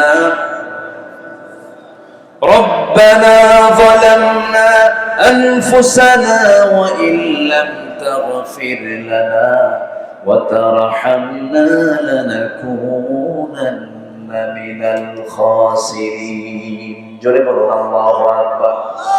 এই দোয়াগুলো করলেন, আল্লাহর দরবারে দোয়া মঞ্জুর হয়ে গেছে। আল্লাহ পাক বিপদ থেকে তাকে হেফাজত করলেন, বিপদ থেকে তাকে উদ্ধার করলেন। এরকম করে সমস্ত পয়গম্বর বিপদে পড়েছেন, দোয়া করেছেন। তবে সকল নবী ধৈর্যশীল ছিলেন, তবে একজন নবীর রাগ সবচেয়ে বেশি ছিল। বলুন তো সেই নবীর নামটা কি? কি সুন্দর, সবার মুখস্থ, আলহামদুলিল্লাহ। খুব রাগী মানুষ ছিলেন তিনি। এত রাগ ছিল, তাফসিরে আসে যে তিনি যখন রেগে যেতেন, খেপে যেতেন, চুলগুলো খাড়া হয়ে টুপি ভেদ করে বের হয়ে যেত। এত রাগ ছিল তার ভিতরে, প্রচন্ড রাগী লোক ছিলেন। পোকা মারলি বাউদের মতো জ্বলতেন তিনি, এত রাগ ছিল তার ভিতরে। তার সামনে এক বেয়াদবি করছে, বারবার বলার পরও ঠিক হয় না, মারছেন থাপ্পড়। এক থাপ্পড় খায়া সিট হয়ে পড়ছে, মরছে। মরে যাওয়ার সঙ্গে সঙ্গে আল্লাহকে বলে, আল্লাহ মাল্লা আমাকে শাসন করার জন্য মরে গেল, মার্ডার কেসের আসামি কিন্তু আমি না, তুমি আল্লাহ নিজে। কি কথা কি বুঝতেছেন? আল্লাহকে ধরে বসলেন। আল্লাহ বলছেন, যা করছো করছো, হয়ে গেছে, এখন তুমি দেশে টিকতে পারবা না। ফেরাউন তোমার বিরুদ্ধে হত্যার হুলিয়া জারি করেছে, দেশ ছাড়ো। দেশ ছাড়লেন, দেশে টিকতেই পারলেন। নবীরা কি দেশে টিকতে পারছেন? নবীতে তারা কি টিকতে পেরেছেন? পারেন। হিজরত করে চলে গেলেন, যেদিকে চোখ গেল সেদিকে চলে গেলেন। কেউ নাই তার, চেনেও না। প্রচন্ড তৃষ্ণা, কূপের ধারে গেলেন। কূপ থেকে তৃষ্ণা নিবারণ করলেন। হঠাৎ করে দেখতে পারলেন দুজন দূর থেকে দুজন মহিলা হাতে বালতি করে চলে আসতেছে কূপের ধারের দিকে। সাইয়েদনা মূসা বলছেন, এই মহিলাগুলো কি চায়? সামনে গিয়ে বলছেন, বালতি হাতে কি করবা তোমরা? দাঁড়ায় আছো কেন? কূপ থেকে পানি নেব, নিয়ে যাও। পারবো না কেন? ঢাকনা উপরে আছে, ঢাকনা টান দিতে 7-8 জন পুরুষ মানুষ লাগে, আমরা পারবো না। মূসা আলাইহিস সালাম মনে মনে ভাবলেন, বেচারি মহিলা মানুষ, কষ্ট হয়ে যাবে, সন্ধ্যা অন্ধকার হয়ে যাবে। বালতি হাতের মধ্যে নিয়ে ঢাকনার কাছে গেলেন, কূপের ধারে গেলেন, বাম হাতে ধরলেন, এক হাতে ধরে এমন জোরে ফিকা মারলেন, 14 হাত দূরে গিয়ে ছিটকে পড়লো। মহিলা দুইজন মনে মনে চিন্তা করছে, এটা মানুষ না অন্য কিছু, এত বড় শক্তিশালী যুবক এ তো কোনোদিন দেখি নাই। বালতি ভরে পানি তুলে নিয়ে হাতে দিয়ে বলছেন, তাড়াতাড়ি বাড়িতে চলে যাও, সূর্যাস্তের পরে মেয়েদের বাইরে থাকতে নেই, তাড়াতাড়ি চলে যাও। চলে গেছে বাড়িতে। বৃদ্ধ পিতা এবার সন্তানদেরকে ডাক দিয়ে বলছে, আমার করে যা একটু করে সন্তান, এত তাড়াতাড়ি কেমন করে আসলা? আগাব্বা কফিয়ুন আজিজ, শক্তিশালী এক যুবকের সন্ধান কূপের ধারে পেয়েছে, খুব শক্তি রাখে, একাই সে আমাদেরকে সহযোগিতা করলো। বুড়া বাপ বলতেছে, আমার বড় মেয়ে, তুমি আগামীকালকে যাবে, আমার সালাম জানায়, ওই যুবককে আমার সালাম জানায় বলবে সে যেন আমার বাড়িতে আসে, আমার সঙ্গে যেন সাক্ষাৎ করে, আমি তার সঙ্গে দেখা করতে চাই। পরের দিন চলে আসছেন। এবার বলছে, আবুনা শাইখান কাবীর, আমাদের বাপ বুড়া মানুষ, আব্বা আপনাকে সালাম জানিয়েছেন, আমাদের বাড়িতে আপনার দাওয়াত, আপনি যাবেন নাকি? মূসা আলাইহিস সালাম মনে মনে চিন্তা করলেন, এই জায়গায় কেউ আমাকে চেনে না, আমিও কাউকে চিনি না, আমি একা একা কেমন করে চলবো? পরিচয় হলে তো ভালোই হয়। এবার বলছেন, আমি কেমন করে যাব? আমি তো বাড়ি চিনি না, আমি তো আপনাদের বাড়ির কোনো সন্ধানও জানি না। মহিলা বলছে, আপনার কোনো টেনশন নাই, আমি সামনে সামনে চলবো, আমাকে ফলো ফলো করে আপনি পিছে পিছে আসবেন। মূসা মনে মনে চিন্তা করছেন, আমি এমন তো পুরুষ নই, তুই মহিলা, তো পিছে পিছে আমি থাকবো। তিনি একটু খেপে গেলেন, রেগে গেলেন, বলছেন, ও মহিলা, তুমি আমাকে কোন পুরুষ মনে করতেছো জানি না, আমি এমন পুরুষ নই যে মহিলার পিছে পিছে আমি দেখে দেখে ফলো ফলো করে যাব, তা না। আমি মূসা, আমি একজন পুরুষ মানুষ, আমি সামনে সামনে চলবো, পিছে পিছে আসবে তুমি। আমি শুধু ভুল করব যখন দুইটা শব্দ তোমার মুখে থাকবে, ডানে যদি যাই কিন্তু যেতে হবে বামে, তখন বলবা বাম আর ডান, বাম আর ডান।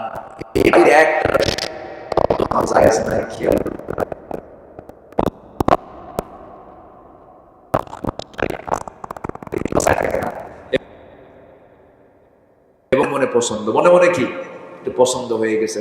যারা চরিত্রবতী নারী, তাদের জন্য দুটো গুণ সম্পন্ন পুরুষকে তাদের পছন্দ। কটা গুণ সম্পন্ন?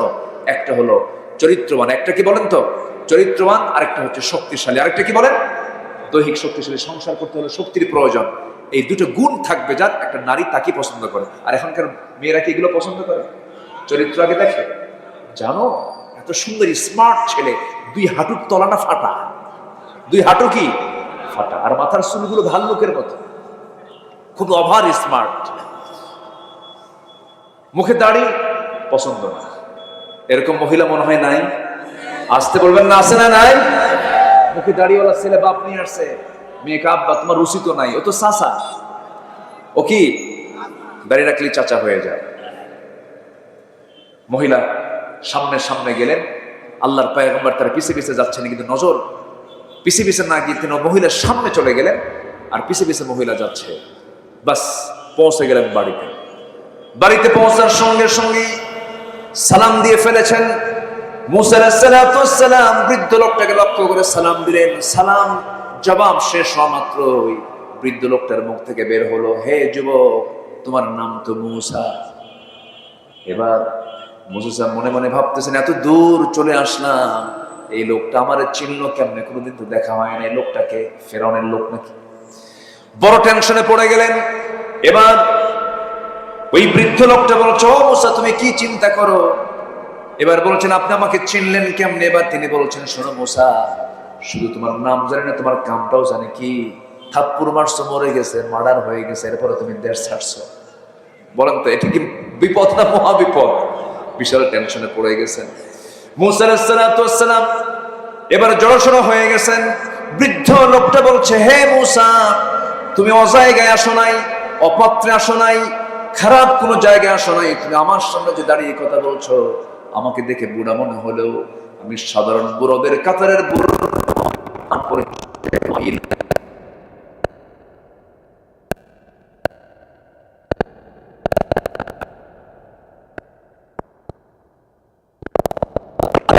পাঠিয়েছেন সেই হলাম আমি আল্লাহর পয়গম্বর শুআয়ব আলাইহিস সালাম। খুব খুশি হয়ে গেল, আরে আমার কিসমতটা কত ভালো, নবীর সামনে আমি দাঁড়ায় দাঁড়ায় কথা বলি। তখন মুসা কিন্তু নবী হন নাই, মুসা কিন্তু নবী হন নাই। নবীকে পেয়ে তিনি খুব খুশি হয়ে গেলেন। খুশি হয়ে সামনে দাঁড়ায় আছেন।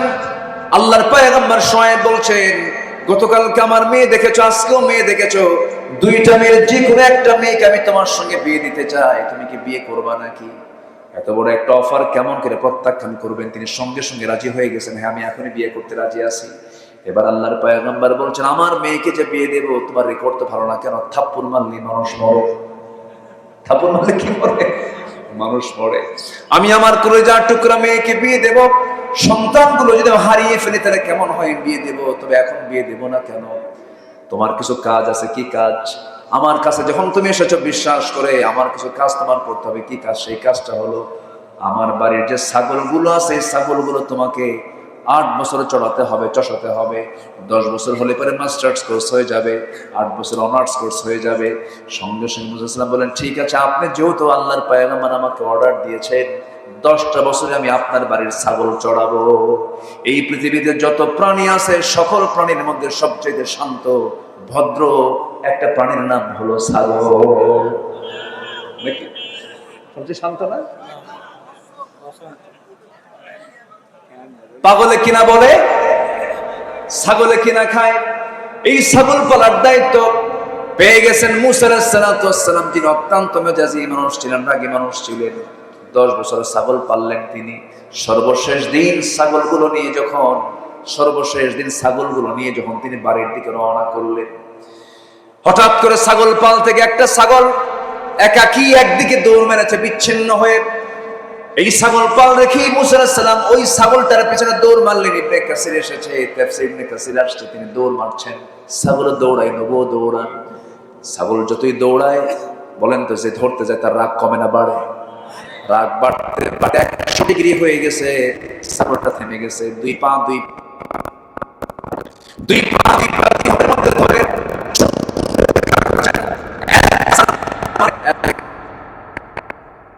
বিদায় করবেন, কিন্তু লক্ষ্য করে দেখেন ছাগলটা থরথর করে কাঁপতেছে, চোখে মুখে তার বিশাল ভয়ের ছাপ, লঙ্কব দিয়ে টপ টপ করে ঘামগুলো ঝরতেছে। তার মধ্যে দয়া হলো, তুই তো ছাগল, তোর মায়েরা লাভটা কি?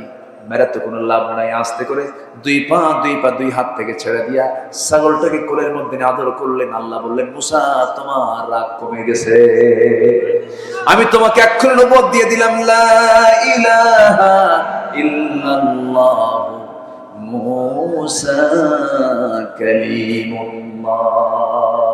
তাহলে ধৈর্য ছাড়া কি কোনো কিছু করা যাবে ভাই? বলেন, ধৈর্য ছাড়া কোনো কিছু করা যাবে?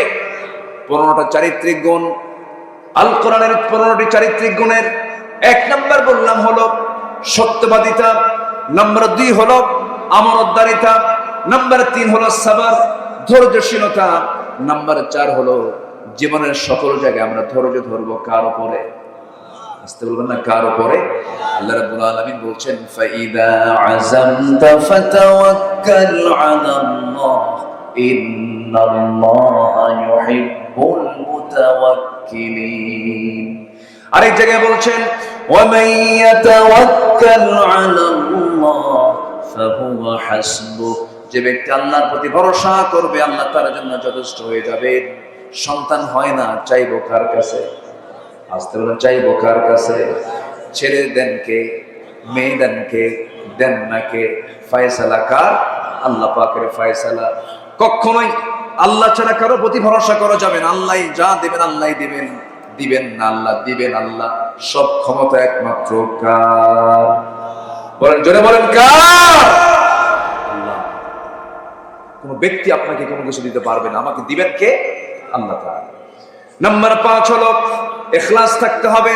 ওয়ামা উমিরু ইল্লা লিয়াবুদুল্লাহা মুখলিসিনা লাহুদ-দ্বীন হুনাফাআ ওয়া ইউকিমুস সালাতা ওয়া ইউতুজ যাকাতা ওয়া যালিকা দীনুল কাইয়্যিমা। নাম্বার 6 হলো আদালত, ন্যায় বিচার প্রতিষ্ঠা করা। ইয়া আইয়ুহাল্লাযীনা আমানু কুনু কাওয়ামিনা লিল্লাহি শুহাদাআ বিল কিসত। নাম্বার 7 হলো তওবা করা, ক্ষমা প্রার্থনা করা। ওয়াল্লাযীনা ইযা ফাআলু ফাহিশাতান আও যালামু আনফুসাহুম যাকারুল্লাহা ফাস্তাগফিরু লিযুনুবিহিম। নাম্বার 8 হলো দয়া, সহানুভূতি। খুযিল আফওয়া ওয়া আমর বিল উরফি ওয়া আ'রিদ আনিল জাহিলিন। নাম্বার 9 হলো নম্রতা। বলেন তো, আমরা নম্র হব না উগ্র হব? বলেন বলেন, উগ্র হব না নম্র হব? নম্র হব। ওয়া ইবাদুর রাহমানিল্লাযীনা ইয়ামশুনা আলাল আরদি হাওনা ওয়া ইযা খাতাবাহুমুল জাহিলুনা ক্বালু সালামা। নাম্বার 10 হলো কৃতজ্ঞতা, কৃতজ্ঞ হওয়া। আল্লাহ রাব্বুল আলামিন বলেন, লা ইন শাকারতুম লাযীদান্নাকুম ওয়া লা ইন কাফারতুম ইন্না আযাবি লাশাদীদ। নাম্বার 11 হলো সুজাআ, সাহসী হওয়া, সাহসিকতা নিয়ে আসে। এটা একটা চরিত্র, সুন্দর চরিত্র। আমরা ভীতু হব না সাহসী হব? বলেন, ভীতু না সাহসী? ভীতু না সাহসী? সাহসী হব। ইয়া আইয়ুহাল্লাযীনা আমানু ইসবিরু ওয়া সাবিরু ওয়া রাবিতু ওয়াত্তাকুল্লাহা লাআল্লাকুম তুফলিহুন। জোরে বলুন আল্লাহু আকবার। নাম্বার 12 হলো সৎ কাজের আদেশ দেবে, অসৎ কাজের বাধা দেবে। কুনতুম খায়রা উম্মাতিন উখরিজাত লিন-নাসি তা'মুরুনা বিল মা'রুফি ওয়া তানহাউনা 'আনিল মুনকার। নাম্বার 13 হলো বিশ্বাসযোগ্য হতে হবে, সিদক আনতে হবে। ওয়াল্লাযীনা হুম লিআমানাতিহিম ওয়া আহদিহিম রাউন। নাম্বার 14 হলো ইখলাস ফিল আমাল, কাজের ক্ষেত্রে নিষ্ঠা থাকতে হবে, কাজের ক্ষেত্রে নিষ্ঠা। নাম্বার সর্বশেষ হলো 15 নম্বর হলো সহনশীল হতে হবে। আল্লাহ তাআলা হালিম, আল্লাহ নিজেও সহনশীল, আমরা সহনশীল হব।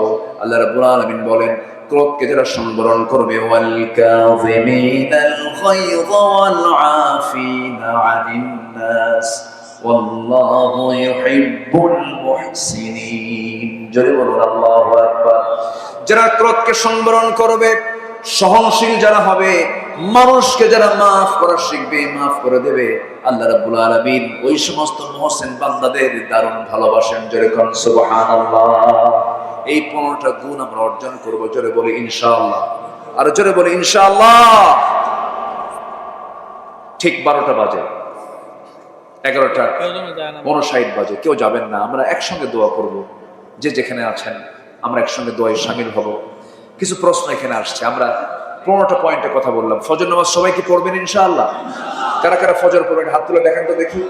জোরে বলি ইয়া আল্লাহ, আরো জোরে ইয়া আল্লাহ। আমাদেরকে ফজর, যোহর, আসর, মাগরিব, ইশা 5 ওয়াক্ত সালাত আদায় করার তৌফিক তুমি আল্লাহ দিয়া দাও। জোরে বলি আমিন, আরো জোরে আমিন। বাড়িতে রাখবেন 3টা জিনিস, একটা হলো আল্লাহর কালামের তেলাওয়াত। বলুন তো কি, বলুন তো কি? তেলাওয়াত। নাম্বার 2 হচ্ছে বাড়িতে রাখবেন নামাজ। বাড়িতে রাখবেন কি বলেন? নামাজ। আরেকটা রাখবেন বাড়িতে হলো পর্দা। কি রাখবেন বলেন তো? পর্দা। তাহলে কোরআন তেলাওয়াত, তেলাওয়াত, নামাজ আর কি? পর্দা। পর্দা 16 আনা থাকতে হবে। খালাতো ভাই, মামাতো ভাই, চাচাতো ভাই, দুলা ভাই, এই সমস্ত ভাইদের সাথে কোনো বোন দেখা করতে পারবে না। দেবর, ভাসুর, দুলা ভাই দেখা করা জায়েজ নাই। এই সমস্ত কঠোর, এই সমস্ত মূল পর্দাগুলো আল্লাহ তাআলা এই এলাকার প্রত্যেকটা ঘরে ঘরে আল্লাহ পাক পয়দা করে দিন। জোরে বলি আল্লাহুম্মা আমিন। এই আশীর্বাদ কামনা করছি। আমি আর কথা না বাড়িয়ে দোয়ার দিকে আমরা চলে যাব ইনশাআল্লাহ। এখানে নোয়াখালীতে মসজিদে ইসলাম প্রিয় ভাইদের উপরে যে হামলা হয়েছে, নিরীহ ভাইদের হামলা নিয়ে আমরা মূল্যবান মতামত। এর তো মারাত্মক অপরাধ। আপনি শুধুমাত্র একজন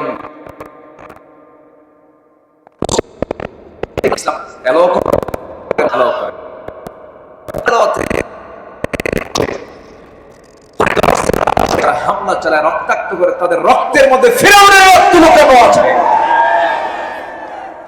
আমরা মাহফিলের এই প্ল্যাটফর্ম থেকে নোয়াখালীর এই অপ্রীতিকর ঘটনার সঙ্গে যারা জড়িত, অবশ্যই তাদের দৃষ্টান্তমূলক শাস্তি আমরা দাবি করছি প্রশাসনের কাছে। সম্মানিত ভাইরা, এইভাবে বিভিন্ন জায়গায় কিছু বিচ্ছিন্ন ঘটনা আমরা শুনতে পাচ্ছি। সম্প্রতি কোন এক মাহফিলে সরাসরি হামলা করা হয়েছে।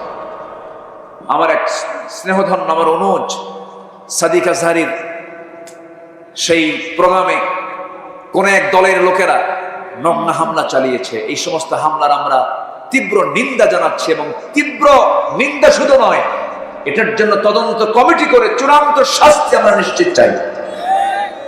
আমরা এমন অনাকাঙ্ক্ষিত ঘটনার আর পুনরাবৃত্তি যেন না হয়, এই দিকে আমরা সজাগ দৃষ্টি রাখি, আমরা নিজেরা সতর্ক থাকার চেষ্টা করি। আল্লাহ রাব্বুল আলামিন আমাদের সবাইকে দ্বীন প্রতিষ্ঠার কাজে নিজেকে প্রস্তুত রাখার তৌফিক সবাইকে দান করুন। আমার ডান পাশে যিনি বসে আছেন, আমার ভাই জাহাঙ্গীর ভাই। আপনার গ্রামের নামটা কি জানো? কোদলাপাড়া। দারুল কোরআন হাফিজে একটা এতিমখানা তিনি চালু করেছেন কোদলাপাড়ায়। উনি এটার প্রতিষ্ঠাতা, ফাউন্ডার। সবাই দোয়া করবেন আমার প্রিয় ভাই জাহাঙ্গীর ভাইয়ের দারুল কোরআন হাফিজে এতিমখানা মাদ্রাসাকে আল্লাহ তাআলা কবুল করুন। দেশ জাতি গড়ার জন্য যে উদ্যোগ নিয়েছেন, এই উদ্যোগকে আমরা সাধুবাদ জানাই, এবং উত্তরোত্তর আমরা এই প্রতিষ্ঠানের উন্নতি, আমরা অগ্রগতি কামনা করছি। জি, আগামী 13ই ডিসেম্বর একটা মাহফিল সেখানে উনি নিয়েছেন, সেখানে আমির হামজা উনি সেখানে থাকবেন। সবাই সেখানে 13ই ডিসেম্বর তো বহুদূর, আপনাদের আগাম দাওয়াত দিলাম। জি ইনশাআল্লাহ। আসুন আমরা যতটুকু হয়েছে আমরা বলে ফেলি আলহামদুলিল্লাহ। সবাই নামাজের মতো করে বসি, আমরা আল্লাহর কাছে একটু চাবো, আল্লাহ যেন আমাদের গুনাহগুলোকে মাফ করে দেন। আল্লাহুম্মা আমিন। রব্বানা যালামনা আনফুসানা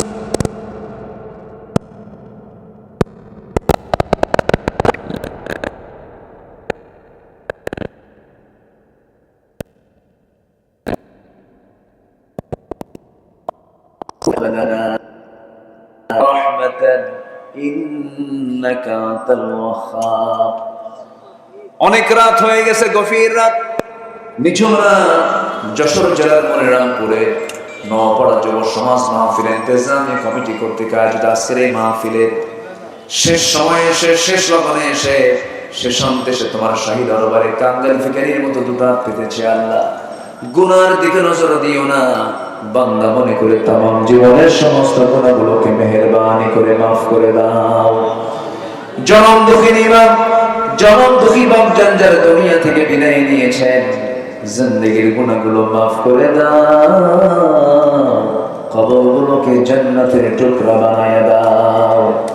আব্বা আম্মার জন্য কি দোয়া করতে তাও শিখিয়ে দিয়েছো। আওয়াজ দিয়ে দিল খুলে আমার সঙ্গে সবাই বলুন, রব্বির হামহুমা কামা রব্বায়ানি সাগীরা, রব্বির হামহুমা কামা রব্বায়ানি সাগীরা। ও আল্লাহ, বিশেষ করে মাহফিলের আয়োজন করলেন যারা, শোনার জন্য কষ্ট করে আসলেন যারা, বিনিময়ের কিয়ামতের কঠিন ময়দান, যেদিন কেউ কাউকে চিনবে না, এমনকি মা সন্তানকে পর্যন্ত স্বীকার করে বসবে, যেদিন মানুষ কাঁদতে কাঁদতে চোখের পানিগুলো ফেলে যাবে, চোখ থেকে রক্ত বের হওয়া শুরু হয়ে যাবে, সেই কঠিন মুসিবতের দিন এই মাহফিল সবার জন্য নাজাতের মাধ্যম তুমি আল্লাহ বানাইয়া দিও। তোমার বান্দাগুলোকে নিয়ে এমন সময় হাত তুলেছি, 180 কোটি মুসলমানের দুনিয়ায় মুসলমানদের কোনো শান্তি নাই রে আল্লাহ, একটা অমর দিয়ে দাও, একটা আমল করে তুমি আল্লাহ মুসলিম বিশ্বের জন্য একটা অমর আমল করে পাঠায় দাও আল্লাহ। আল্লাহ তাআলা আমার ডানে বামে সামনে পেছনে যত ভাই হাত তুলেছেন, যত মা বোনেরা হাত তুলেছেন, যারা যা প্রার্থনা তুমি আল্লাহ দয়া করে কবুল আর মঞ্জুর করে নাও। দুনিয়া থেকে কোন দিন বিদায় নেব জানি না, ডান হাতে আমল নামা না আসা পর্যন্ত তুমি আমাদের কাউরে মৃত্যু দিও না আল্লাহ। আল্লাহ তাআলা এই মাহফিলকে বাস্তবায়ন করার জন্য বহু প্রবাসী ভাই প্রবাস জীবনে অনেক কষ্ট করে আছেন, প্রবাস জীবনকে তুমি আল্লাহ বরকতময় করে দাও। মাহফিল কমিটির ভাইদেরকে তুমি আল্লাহ দয়া করে কবুল আর মঞ্জুর করে দাও। নাও পাড়ার প্রত্যেকটা যুবককে তুমি আল্লাহ দয়া করে কবুল আর মঞ্জুর করে দাও। এই গ্রামকে মাদক মুক্ত করে দাও। এই গ্রামের যত যুবক পথহারা হয়ে ও আল্লাহ বিভিন্ন জুয়ার এই মহাব্যাধি থেকে তুমি আল্লাহ বাঁচায় দাও। আক্রান্ত যারা হয়েছে তাদেরকে ফিরে আসার তৌফিক দিয়ে দাও, মসজিদমুখী বানায় দাও, দিনমুখী কোরআনমুখী তুমি আল্লাহ বানায় দাও। দুনিয়া থেকে কোন দিন বিদায় নেব জানি না রে আল্লাহ, ডান হাতে আমল নামা না আসা পর্যন্ত কবরে নিও না।